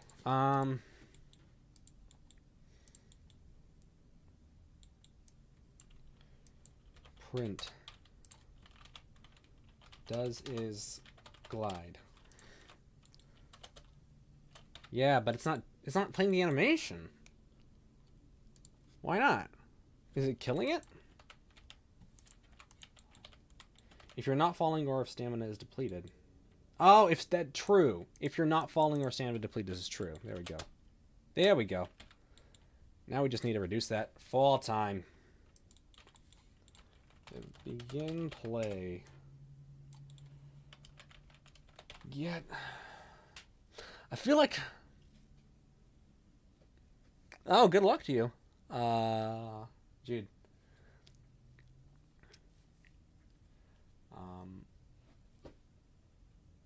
Yet, what was I going to get? Movement component, right. Because I want to adjust the gravity scale, but I also want to save what the default one is.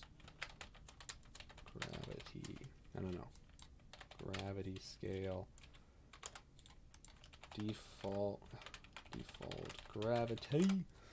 And unlike Mariposa, there shouldn't be any altering of gravity in this, so that's a fun thing trying to figure out, is like when gravity switches back and forth, because at first it switches back and forth for the player, but also needs to switch for other stuff. So it's a tricky devil.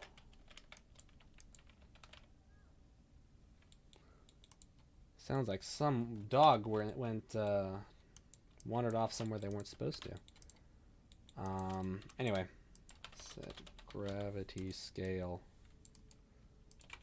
Set it to 2 and return it to default when we stop. All right, let's test it out, boys. Okay, actually, we're gonna set it to 0.1.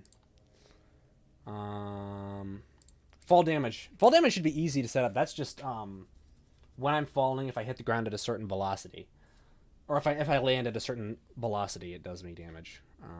Pretty easy. Actually, is there fall damage built into... I mean, it doesn't really matter, but... Yeah. 'Cause I'm not going to use it, even if there is. But, I have to make on completion. Yeah. Now... Yeah. There we go. That's what I'm talking about.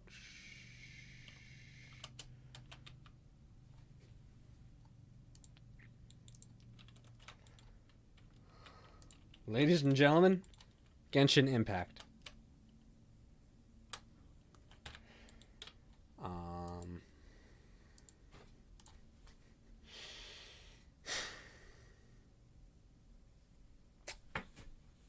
More G Fuel.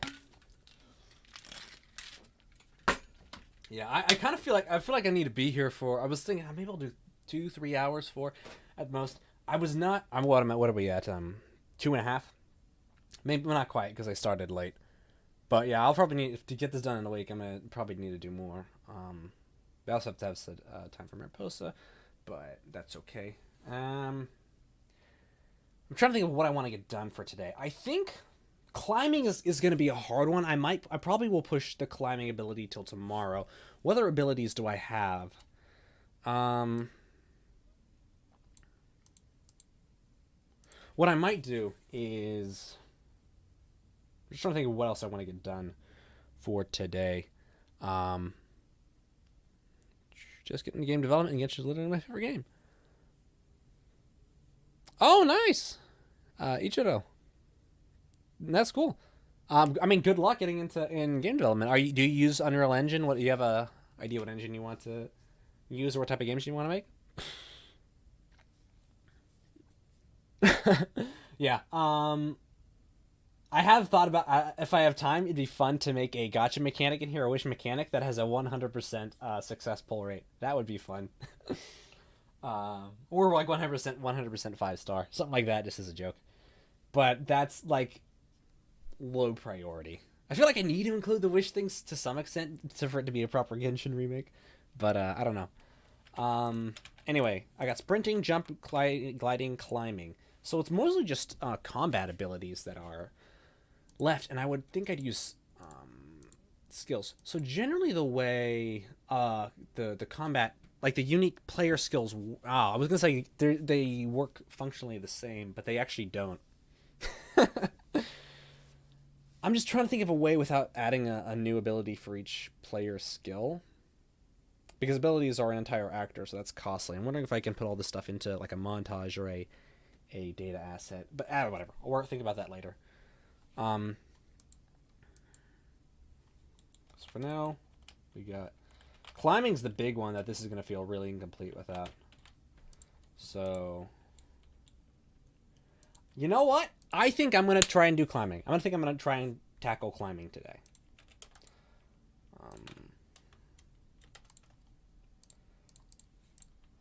So for now, let's get rid of these boring materials and have even more boring ones.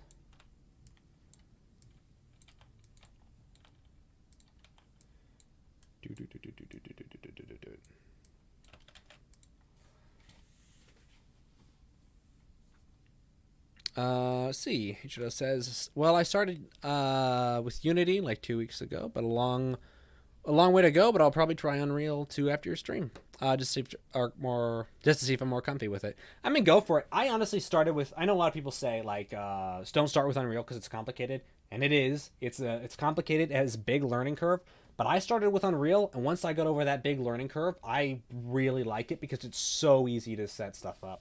Because there's so many, especially now with Omega Game Framework, it's easy to just get all the base classes set up and just start making stuff, making content. With like Unity and Godot, cool as they are, and they're really good, they're more flexible, but you have to set a lot of the basic stuff up like from the start. Or you don't have to, you can create it yourself, but you can create it yourself and then bring it over from project to project. But I find Unreal has a much like quicker development time because of that, so I prefer it. And blueprints obviously are a lot. I like blueprints, blueprint scripting, which Unity has bolts, but it's not quite the same. But yeah, sure. I mean, by all means, give Unreal a try. Give Godot a try if you want. I'm sure. If your Genshin's the type of thing you're thinking of making, I imagine Godot isn't quite what you'd be looking for, but you might look into it. All right. So, well, first thing I want to do is climbing. Let's see. What I want to do is I want to add a trace for. I wonder if I should make a inactive tick. So, event tick. What I want to do is trace forward. Well, here's what I'll do. I'll even make an arrow that visually controls the tracing.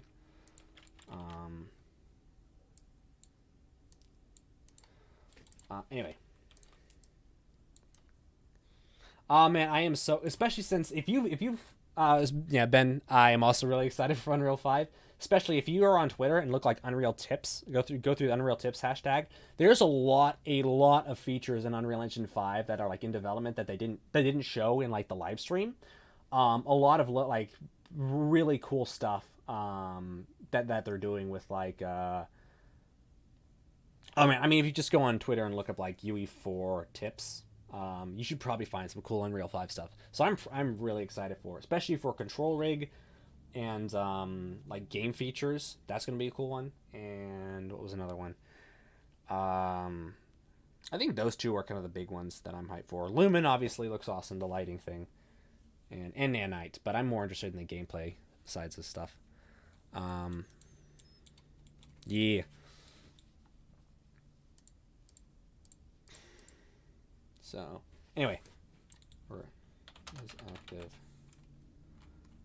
Get is active. I need to change the name of this so it's clear it's talking about if the ability is active. Yeah, watching the commits. I've been trying to keep up with them. It's hard because obviously it's hard what goes where, and like trying to keep that. But yeah, there's some cool common conversation. That's one I'm really curious about because that will make common conversation, if it is available when Unreal 5 comes out, is going to make my life of making RPG toolkits for the marketplace so much easier because I actually have branching like built in instead of needing to just rely on Logic Driver, which I'll probably stick with Logic Driver for my own stuff, but having that available for right out of the box for Unreal is going to be great for that stuff. Yeah, the modular game. I'm a big fan of modular gameplay stuff as much as I can. I'm trying to focus on modularity with what I would love with Omega is like being able to create an entire system, like gameplay system, and just like drop it into another project, and all you got to do is hook like one or two things up, and it works. You can use it functionally. So, oh yeah, I've saw a little bit about their new AI system too. The one that's like a almost like the FF12 Gambit system, sort of, where it's like a hierarchical. I'm curious about that because mass AI, mass entity, yeah. Because I still find behavior trees kind of confusing to work with. Um, so, as long as we're not active, we want to trace a line forward. Actually, okay, if we're not active and we are falling, that movement, because tracing forward for doesn't really matter if we're on the ground because we can't climb when we're on the ground, only when we're falling. So we're falling and we're not already active. Line trace for objects, right? No, for channel. Well, it depends on I'm just trying to think of the quickest way because we can set a new channel if we're climbing, but then we have to manually assign it to everything. I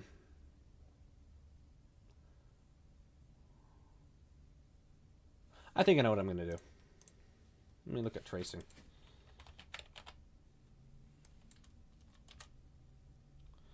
Trace channels. It's under collision, right? Trace and object channels. So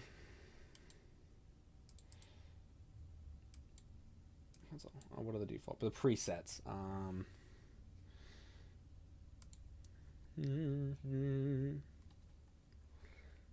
I think it would make. Yeah, I only saw I mean, I saw a bit of the Matrix Awakens demo. For me, it mostly looked like it was. I just saw a little bit, like it was showing off. I may have to play through it. But like, it looked like it was mostly showing off some of the visual side of things, which is cool, but that's less of what I'm interested in with Unreal 5. So, but I may have to, yeah, download and try it out after this. Anyway, ignore, and then we will say wall or climb. Things will, by default, will ignore it, but I want to say, can I have object channels that like automatically spectator character mesh overlap cancel? block all dynamic. That was what we want. That wants to block the block all. Obviously, will block climbing as well. We don't want to climb on ponds, so we'll leave those alone. I think this is mostly what I need. We don't want to climb on physics actors for now. Dang.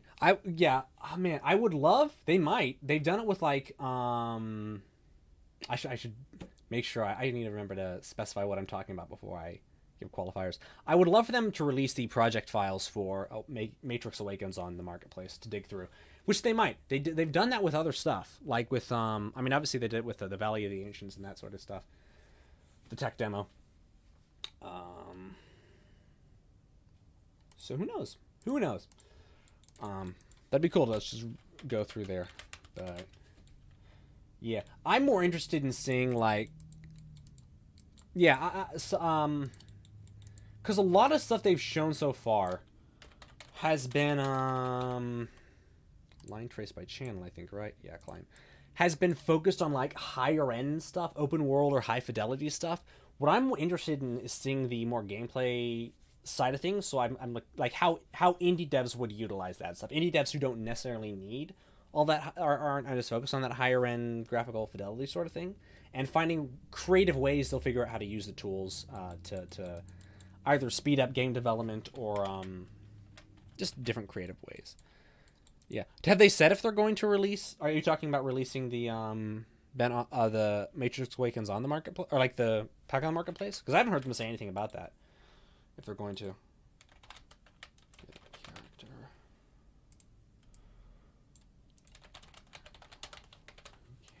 Get location. Get forward vector. And this will be tracing. Oops. Multiply by. Okay. I mean, if they do, sweet. It'd be cool to look through. I'm sure it'll be like 200 gigabytes of a download if they do.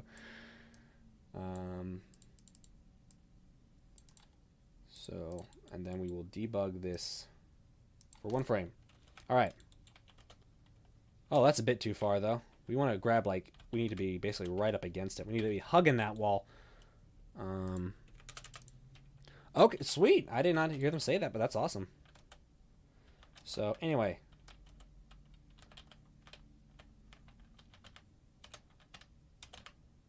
Yeah, all right, we'll try 50. So, there, now we're tracing the wall. Now you're cooking with gas. All right. So if it hits, and of course, stamina is not depleted.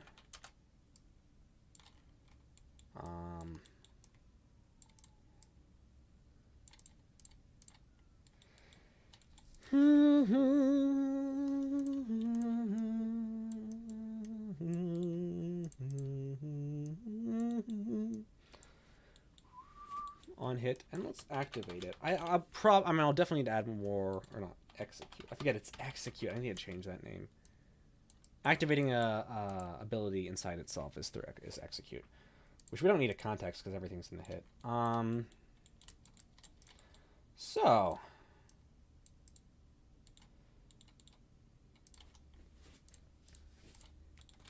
get movement. No, get movement. Get move component. Move component. That's the one we want. Set movement mode, I think? Yeah. Set us to be flying, boys. I was thinking of that. I got reminded of that. I'm sure Genshin people have seen it. It's the video of Zhongli, where when you're in leeway, if you're getting that, I forget, it's like the shooting star, where if you hit the bottom of the a platform just right when you're kind of in the air hovering up, it'll anger her in a way where you can use her like attack downwards ability, but you'll attack sideways and you'll essentially just fly.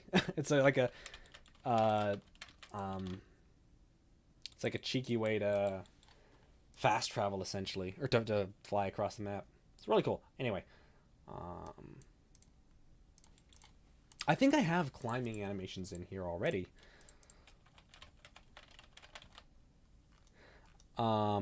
I just need to... Yeah, climbing animations. I just need to make sure they're set to the right.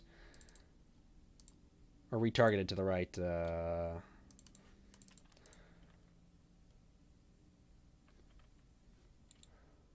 I assign? Find skeleton? I don't want to retarget. What I want to do is... screw it. I'll retarget. That's an easier way to, I think, do this. Yeah. Yeah. Mannequin. Animation. Yeah.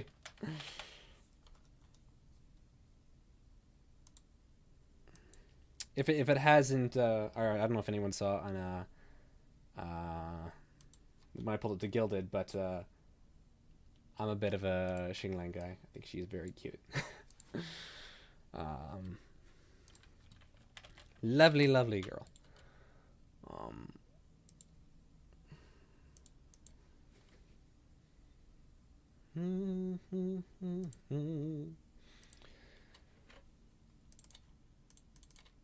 Let's see. Framework. Actors. Character. Mannequin. Animation. Climb. Okay. Retarget. And save.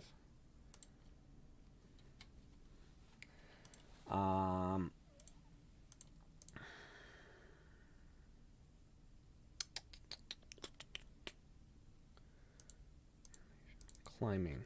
One thing that's nice about Genshin Impact, especially when you're trying to remake it, is the fact that you only ever have one of your party members on the field at a time, so you don't have to worry about AI for running for all of them. I've thought about that when doing like a Yeast style game, and it's like, man, I don't want to have to deal with party member AI and making sure that all works. And they're all doing stuff right. So, anyway, blend space, cause... Oh, man, I'm gonna change the name of the... my skeleton, just so I can find it. Mannequin... UE4... Man, I can't change the name because it's going on the marketplace and it's a demo thing. Ah! Alright.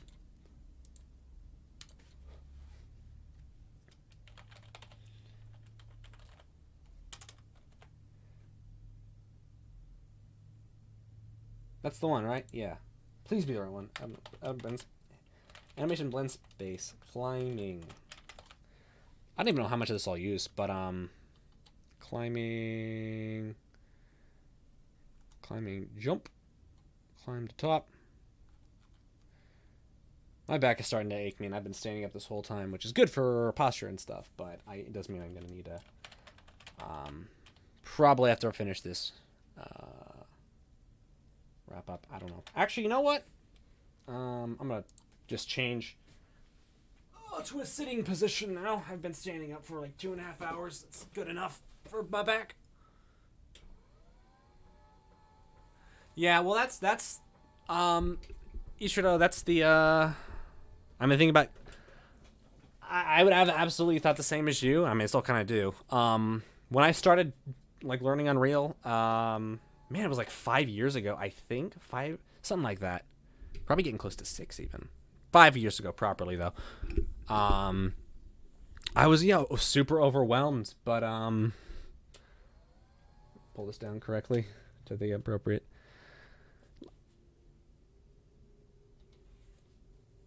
Yeah, I get what you're saying. Well, that's the thing. But like, as you start to learn, and you start to figure out how to do stuff easier and easier, and like the quality of the art assets and or the content quality is yeah standing for, well, I'll get to you in a second, sir. I mean, you're right. So like it's standing for a while, but it's actually good. Like, I like it. I like actually switching between standing and sitting. It feels a lot better when I'm not just doing one the whole time, and it's better for your posture. So usually I do it like for an hour and a half to 2 hours sitting and then standing alternate. But anyway, back to you, Ichiro. I think you can get to a point with programming where if you know how to create stuff quickly, you can actually do a lot. You'd be surprised how much you can do by yourself. and people talk about like, oh, you need hundreds of people to make a lot of AAA games style games. It depends on the complexity, but a lot of stuff you really don't need that many people to make the mechanical, like the mechanics and stuff. That's a lot of the polishing and refining, making sure bugs are nice, making sure the art is good quality. But if you know what you're doing, you can get like one person or just a handful of people, grab nice looking assets from the marketplace, and if you program efficiently and correctly, you'd be surprised how much you can do just by yourself. I've been surprised. Like Mariposa and the Galaxy Man, the game we've been working on right now, I'm actually very surprised how much just myself, and then I've been working with Inkrose, because it's her game, her project. She's been handling all the art stuff, but just between the two of us, I've been really surprised what we've been able to accomplish in just 1 year. So, yeah, it's hard work, but man, I'm very grateful for it. It's like I love it. So, anyway, that's climbing left, right? So. Right, climbing up, climbing down, and I think I only need those 4, right? Yeah. Boom. Horizontal axis is Z? No, Z is vertical. And also it's going to be velocity, so... 130... 130... and 300. 300 is probably too low, but whatever. V speed, and we'll say H speed. Oops. Speed. Speed racer. That's a nice climbing thing. All right. Excuse me. That's sub-segment again. I don't want that. Grounded falling. We'll add a new state for climbing. And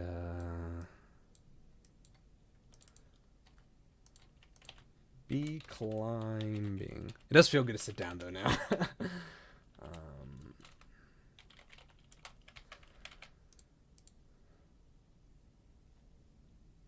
Man, it's taken a while to compile the actor blueprint or character blueprint. It's weird. Climbing, and I am climbing it. Climbing it. Climbing it.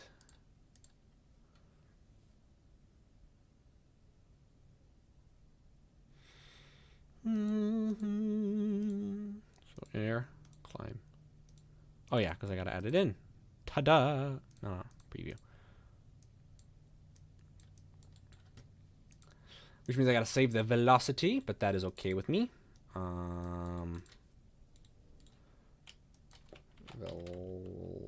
Velocity. Because we need to get the vertical and horizontal velocity.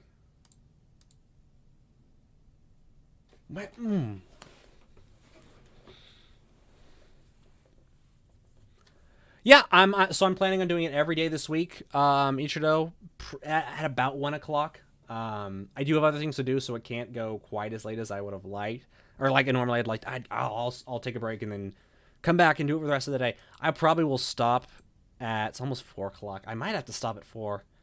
I'll stop when I'm finished up with the climbing ability.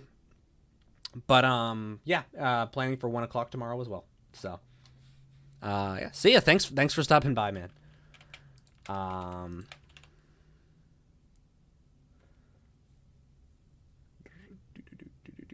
This doesn't.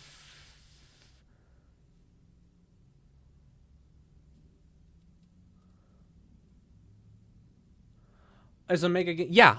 You can so a mega game framework is more just like a extension. I kind of think of it as an extension of Unreal Engine, more features. So it's not really incompatible with anything. It doesn't like cause trouble, break anything. It's mostly just that it provides more systems and features. There's no specific support built in for anything 2D wise, at least not now. But you absolutely can use paper 2D stuff. Like if you wanted to make an Octopath Traveler style, or even a top-down 2D RPG, like old Final Fantasy, Dragon Quest, and that stuff, absolutely it can work with that. No reason it would. Yeah, actually, absolutely yes. With the exception that abilities don't have support for 2D characters, which I mean, as in they can work, but you will. So, for example, here how you can get like say get mesh ability owner mesh. This is a quick way of getting the mesh from whatever character uses that ability or that combatant. Um, that obviously isn't going to work on a 2D character. What you need to do is say like get character, because I'm pretty sure 2D character is derivative of the normal character base class, and you'd have to do cast to paper character. Say if you were using a paper character, which is the typical 2D sprite character you use. But like aside from that, totally, absolutely will work with that. So, right, back to climbing. I'm trying to think of how to do this. I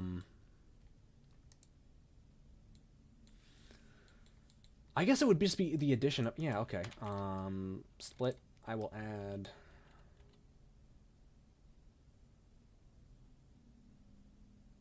It won't be the addition though, because it would be like, man, this part's actually going to be more complicated than I thought.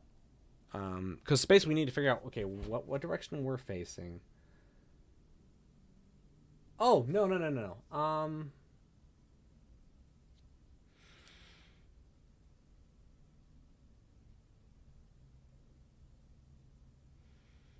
I'm gonna need to give a little thought to this. The vertical is easy. I just plug the Z into the vertical, but the horizontal I'm actually not 100% certain of. What if I add these two together? Hopefully that'll work for now.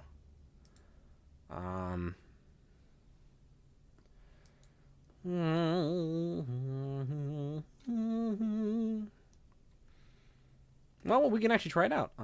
Climbing. In there. So now I'm climbing. Yeah, there we go. Climbing downwards. Wow, that's slow. If I'm climbing left, okay.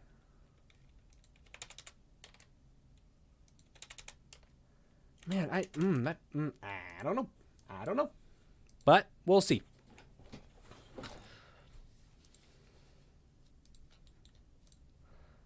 Glide. Climb. Climb.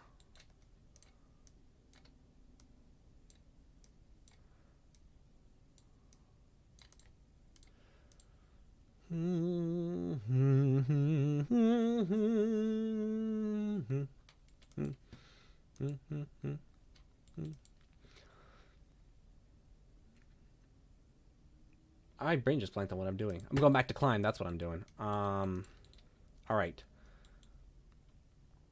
I just want to stop, like, freeze our velocity once,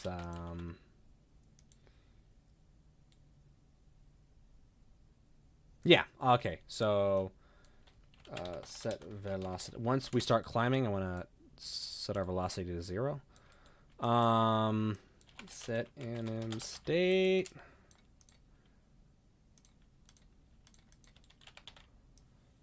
So that way it, like, locks us into place once we grip. All right, let's see. I think that might be it. Yeah, there we go. We're sticky. I mean, obviously that needs to be fixed, but as far as doing that, there we go. We will need to start draining, but I want to worry about draining a little bit later. Oh, no, we need to keep on tracing forward. I just realized. So we're gonna take off this one.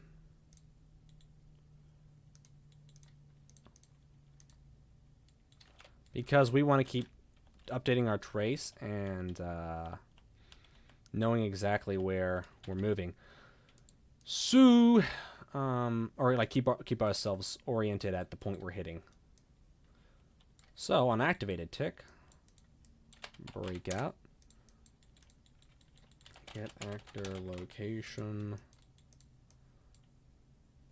Looking, yeah, fine. Look at rotation. That's what I want. Back point. I'll need to set up so get Get ability character. Want to make sure our rotation is corrected once we let go, so we're not at a weird angle. Get actor rotation break. So zero out the X and Y, so we're always on a lock to the Z axis. But aside from that, I also want to update this.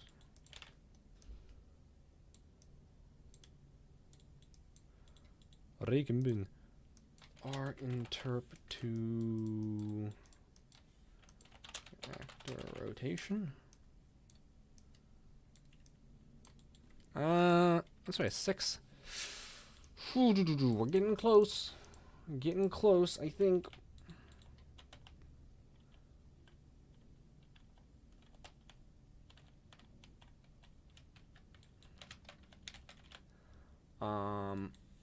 Maybe 20. 50. Update it really quickly. But it's aiming me to the weirdly to the side. Oh right, and I also need to set update my offset. Set actor location. Impact point. Get forward vector. No. I need the because I'm getting the actor location from. Well, it's the same thing. From the ability and from the character, but just to be safe, we'll do that. Alright, get forward vector multiplied by, I don't know, about 150? No, 100. We just basically want to offset the, actually, no, multiplied by negative 100. Because we want to offset the position where we hit the wall with where we want to put the character. So, impact point plus that. And blend it over. So V interp to delta time. Try 10 seconds. Target there. And get a current actor location. It's a little messy, but. Oh man. I need to stop that sliding around. Which isn't worse, so we're in flying mode, so flying deceleration is gonna be super high. And we're gonna set 400 for climbing speed, so we can't climb too fast. Okay, that's actually working. The rotation is not. And we're not being correctly assigned to the point we're tracing towards. Oh, what we should do is we should do a new... Yeah, okay, actually. Let's reconnect that. We're going to do a new trace for while we are drawing. Or, you know. So... trace to wall.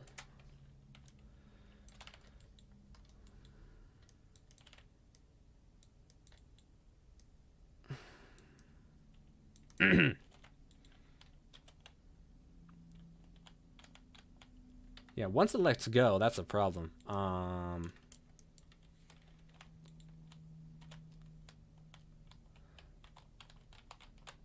It's setting us to the wrong rotation.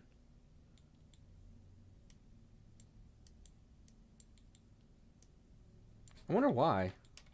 The impact point. I'm not looking at the normal. I'm looking at the...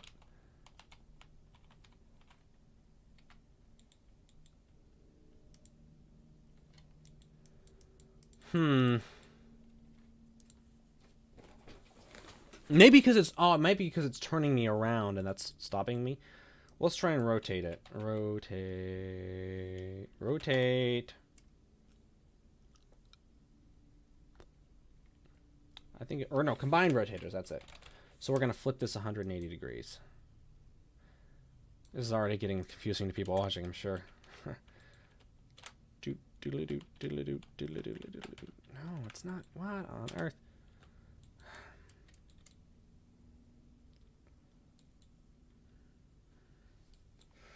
Impact point.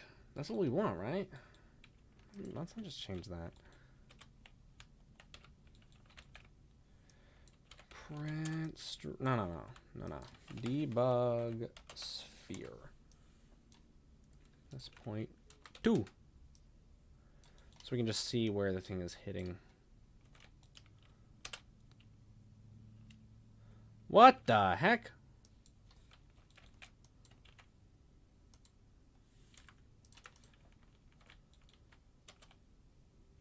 Where'd the sphere at?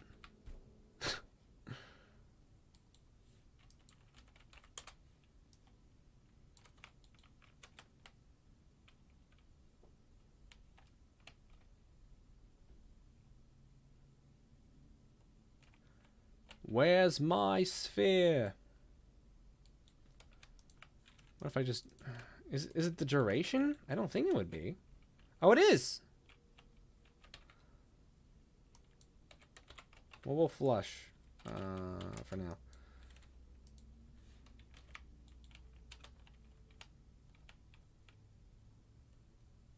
Yeah, so we're impacting... And let's even shrink it. It should be impacting correctly, right? Yeah, correct point. What I don't like is that it's turning us. Oh, well, yeah, I guess what I can do is shut off, what is it? Orient rotation to movement? Orient rotation to movement, because I want to manually orient the rotation. So that should help us. Doop. Yeah, there we go. That helped. But that also means I need to add, little dog. I need to rework how movement works a little bit, because I have to make it so that we can go up. So yeah, I'm not actually gonna, so the thing I showed you at the beginning, still relevant. I'm just not gonna use it for this, because I can't. Because I have to make sure that we can go up. You know, we are not the First Order in Rise of Skywalker. We can go up.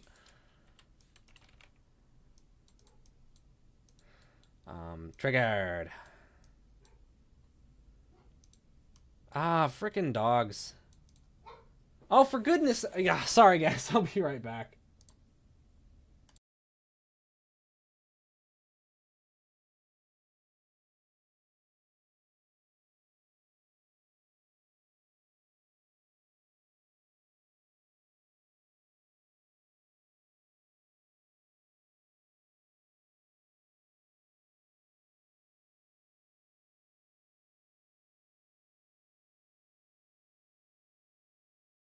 Hello again. All right, here to wrap up. All right, so that is action value is correct. The problem is the no.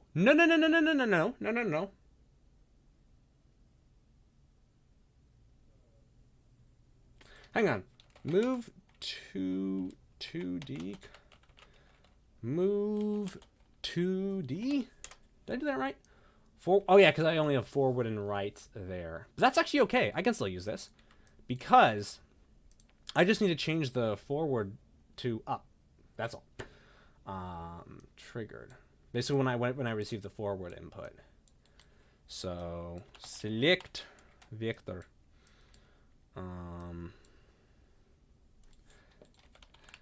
Has tag, and we'll say is climbing. Actually, that would be a new tag to add to the group. Character, actors, character, player. Where's that set of macros I made? Here we go. Actor tag, climbing. Climbing.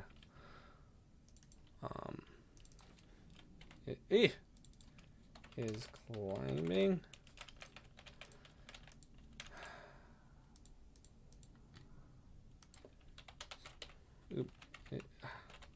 Tag climbing. Give me that climbing tag.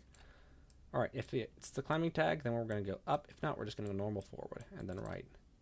And that should take care of it.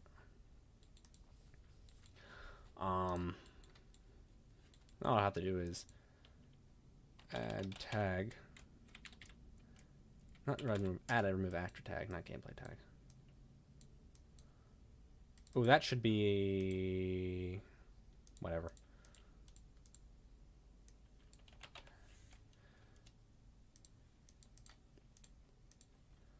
So now, let's try it out. There we go. That's the first part of it done. Obviously, we can go backwards, which isn't correct. And we are moving along Well, actually, that's probably fine as long as I keep him clamped onto the,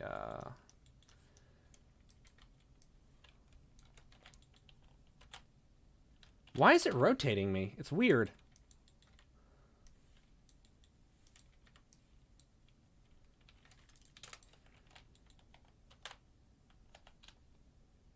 Why is it flipping me? What am I doing wrong?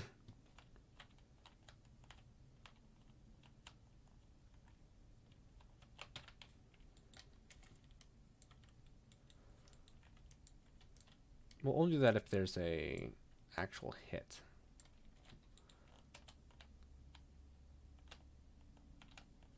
This is the part that's weird. Like,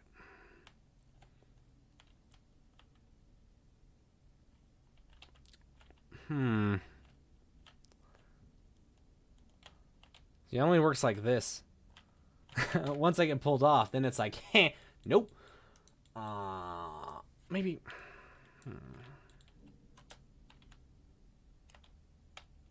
I can still leave.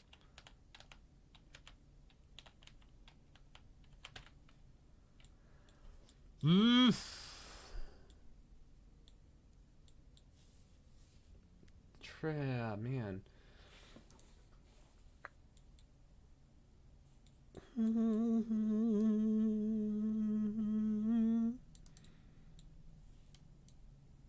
Let me draw a debug. Debug sphere.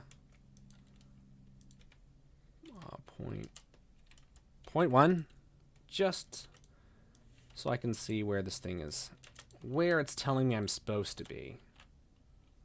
Yeah, correct. That's right. That does not make sense. Am I pulling a little too far back? Well, we'll change the distance. How about that? Trace distance. The default will also be 60 or even 50. That's probably better for the normal. But I'm gonna do 100 here. It's past 4 o'clock. I need to be done. Need to be wrapping up. Yeah. What the frick? Did I do 1,000? I did 1,000. That's why. I think I need to make the. Yeah, it needs to lock me to that point faster. Why? I shouldn't be able to pull out at all. What is happening? Is it grabbing my location? No. No.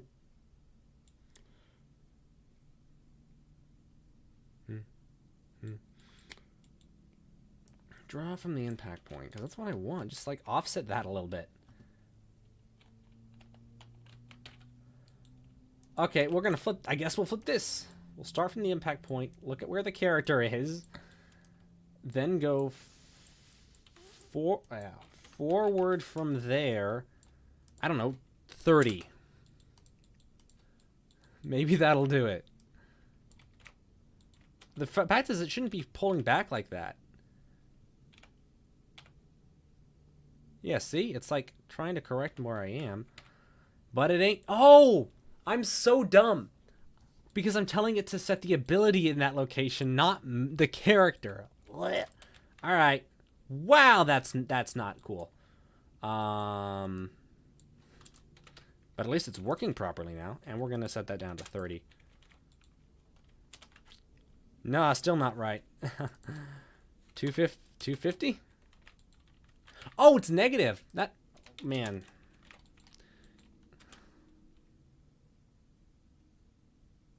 What?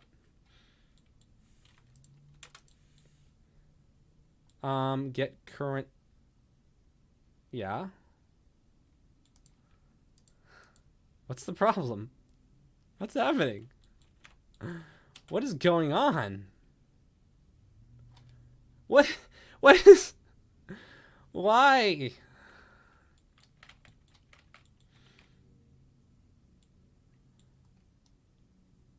You frick.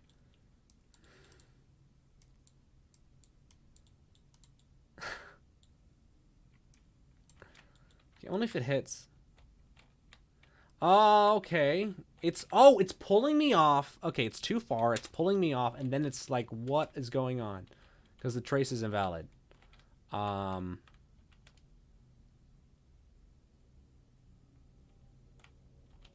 see. I got it.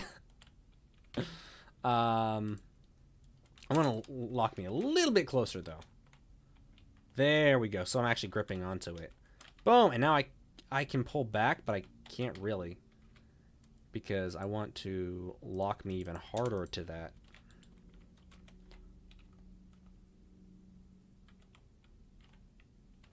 Yeah, and I just get that dumb sphere so it looks like how it should.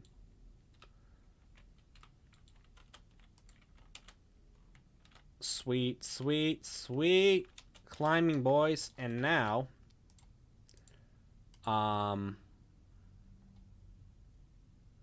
what I need to do, two things. I'm not going to do climbing up just yet because that's going to take a little bit of time. I'll save that for tomorrow. But what I will do is I'll say when this is invalid, cancel the ability. As soon as we're no longer tracing onto the wall, we drop down. Boom. And then, oh yeah, so this is going to also cancel other abilities. It's going to cancel, well, obviously it'll cancel sprinting. It'll also cancel jump. Also block those other abilities.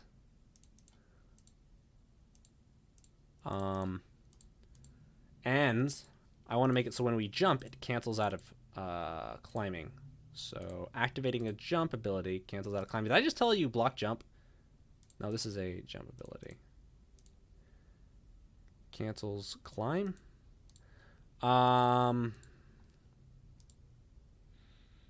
Player ability. No. Climb. Doesn't block jump. You can still jump. You just cancel out. So now. Oh, we should also add a cooldown. That's a yeah.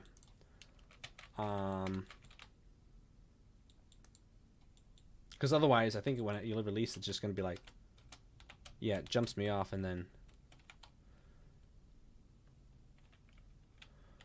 jumping should probably push you. Oh, jumping will flip you around. How about that? When it cancels, get actor rotation. Get character. He is what we got to do. Actually, I'm already doing that right here. And then add. Well, we'll add 100. So it's not necessarily a total 180, but yeah, there we go. Now I can. Actually, 180 does kind of look better, doesn't it? Although I don't think it does that in Genshin, does it? It should work for now. All right, so jump on. There we go. Climby. Oh, also I want to add stamina draining. So there we go.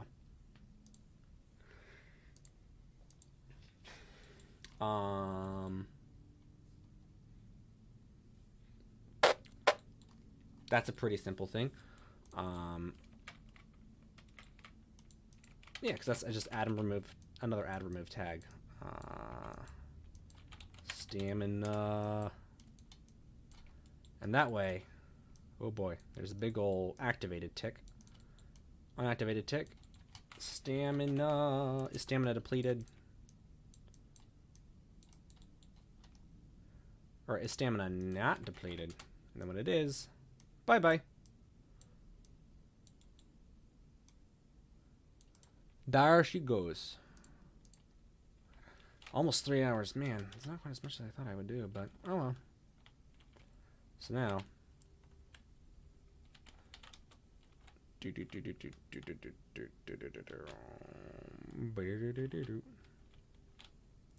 That should slowly rotate me correctly, though, I would think.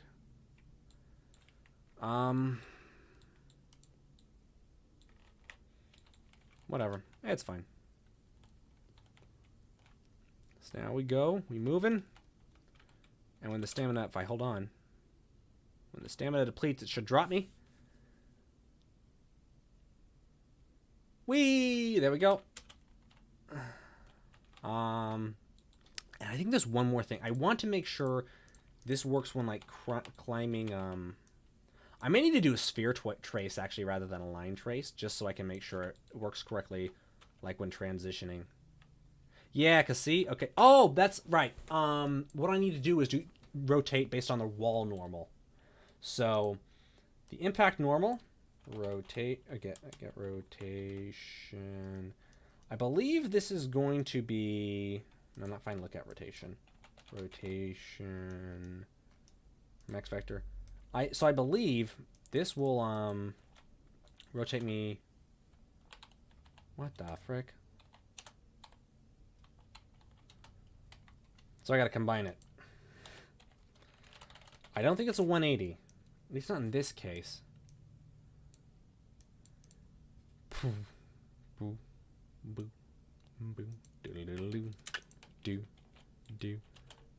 Oh no, is it a 180? Not quite. I don't think 180 is quite right either.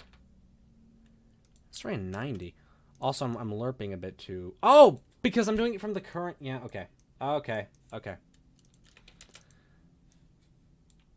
And get actor rotation. Get actor rotation. Yeah, and then zoop. Yuppity-doo, boys. That's how it's done. And I'm really wondering if... Do I want to handle climbing up right now? Let's do it. Let's finish up. Let's do it. So we're gonna trace and see...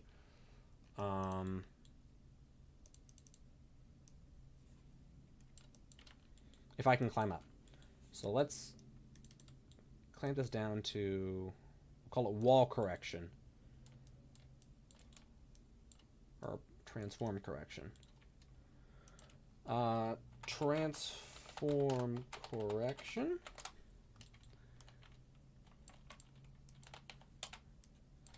And then I am gonna make this a, do I want to trace it? Nah. Maybe I'll make it a sphere trace for it later if I run into issues, but it works for now.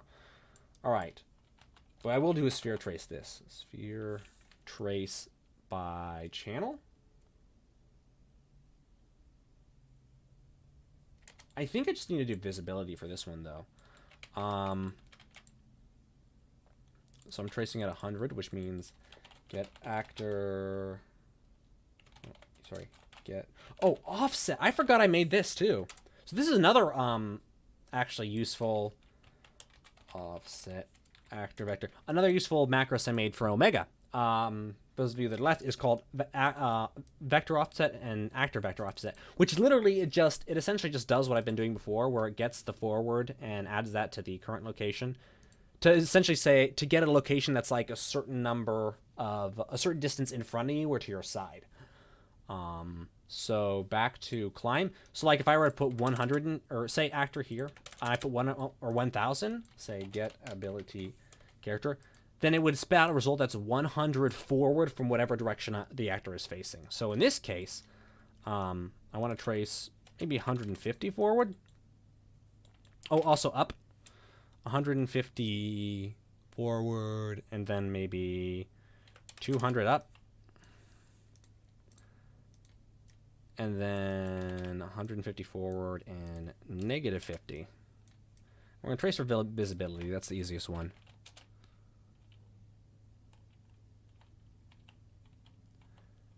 Basically, okay, yeah. The minute,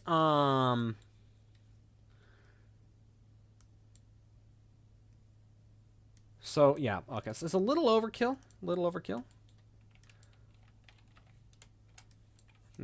No. Make vector that way. Not dungeon architect. Dungeon architect comes later. Float. Literal float, because we want to share it. We'll say 60. I believe. 60, and then we'll start at 100 and go down to negative 50. It's probably still not quite right, but... Yeah, because that's about... Basically, I want to say when this is... When I'm done tracing forward, but if I'm still tracing down. So actually what we want to do is say...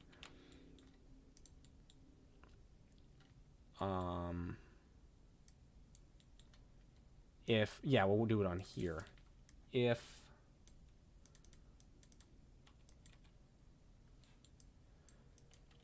Print. So this should only apply if I'm climbing upwards and it completes. True.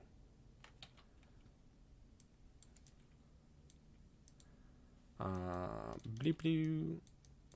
If it's false, then cancel ability, as you do. So I'm going to the side here, and then, wah! Because it's not true, but I'm climbing up. It is true, which means in that case I should stop doing this crap and climbing up, and start climbing up. So,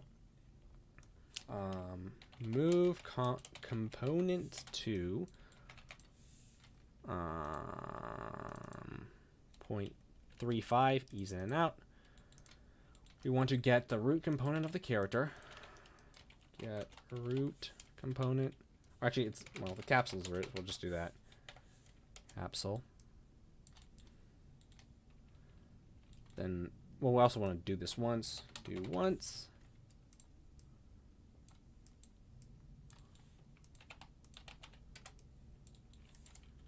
Completed.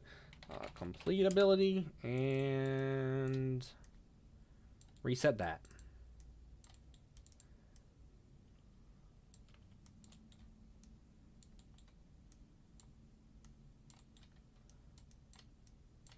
And we will say that's climb point. That's the point we want to climb to.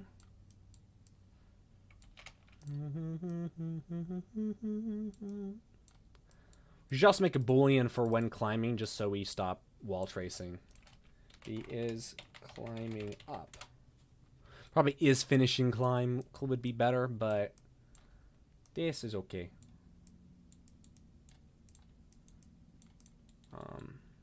Get actor rotation.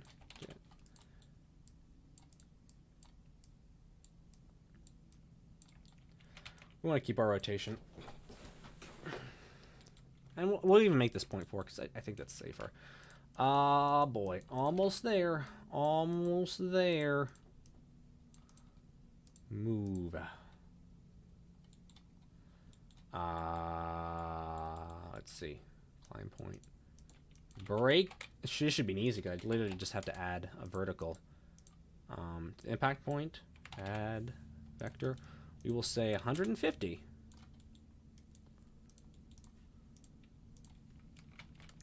I should also probably disable movement.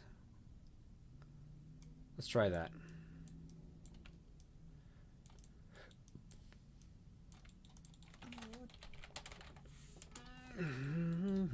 Set movement mode to custom, because that'll disable me adding any more input.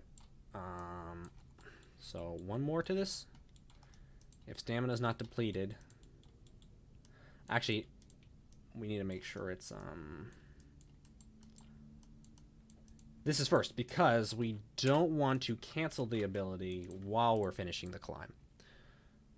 Alright, I think that's good. Let's try it out. And let's actually make these smaller so it doesn't take us as long to get to the top. That's too high. It's good, but it's too high.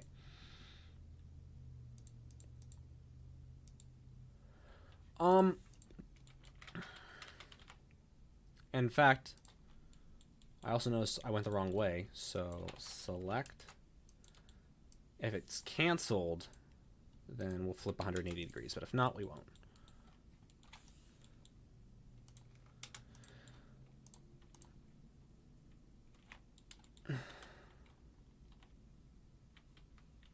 Um, 100 maybe? 100 good? More? Oh yeah, I was back. Sorry, I've been back for a bit, though I'm about to finish up. What I'm going to do though, I'm also going to say le play montage.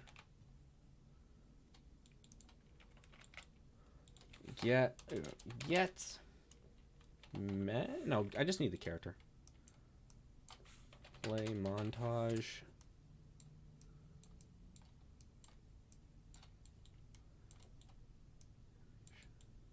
Yeah. And then stop montage. Montage. So let's create a new climb up montage, which I believe I already have something for.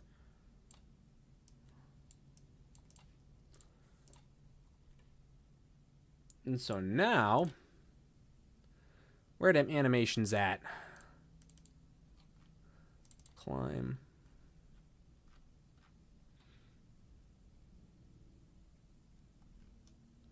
Idle climb. Where is it? Climb. It should be like a pretty. It should stand out. Climb from top. Let's check them out. Oh, from air grab wall. That's a new one, but we'll put that in later. Jump out. Stop moving.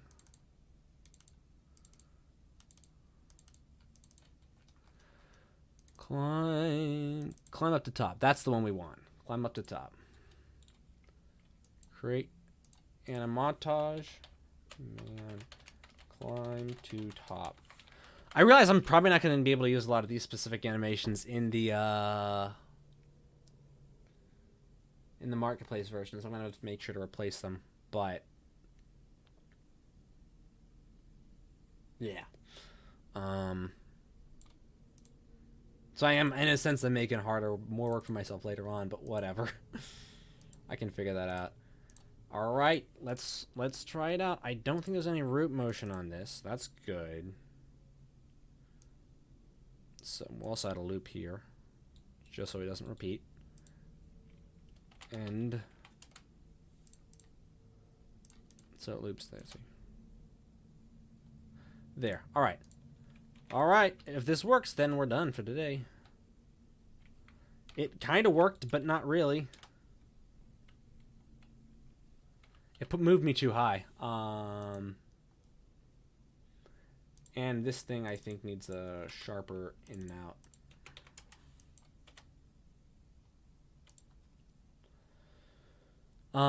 Climb 55.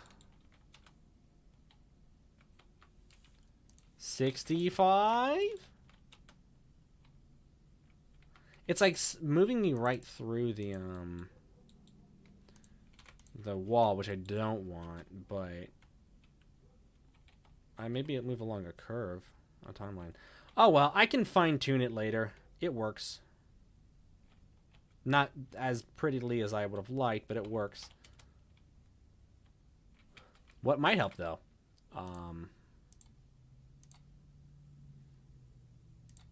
I'll try a little something. A little something something. I know I say I'm about done.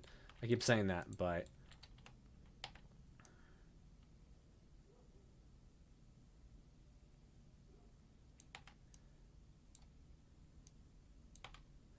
let's see how this looks. Does this make it look better? Yeah, if I correct the location, yeah. I think that's good enough for now. So let's just run through everything we got, and then call it for today, because that's movement down. It's like basic movement down.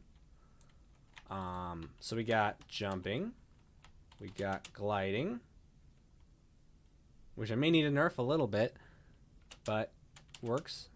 And stamina's in. We got running, sprinting, climbing, which should detach when I run out of stamina. Yeah. And slowly recharges. And now I can detach. I can climb left and right. I can go up and down. Oh, and I ran out of stamina because I did my job too well. And boom, we can climb to the top. It's not perfect, but it works. And we got clipping. So sweet. That's like the fundamentals of movement down right there. Obviously, some will need to be tweaked to be balanced when I add in new abilities. But yeah, right there I have all the basics down of movement and stamina stuff. Well, I mean, oh, sorry, Mike. That's a good place. I think that's a good place to wrap up. So yeah, tomorrow I think I will go for combat. Will be the work on. So I'll need to get combat basics, which will be so an attack, dodge, probably just one. I mean, I don't know if I want to tackle player skills just yet, but I need to at some point. So yeah, attacking, dodging. I'll get a basic enemy going. Those three things. Stop it. And that'll be primarily for tomorrow what I'll do. And then after that, it will be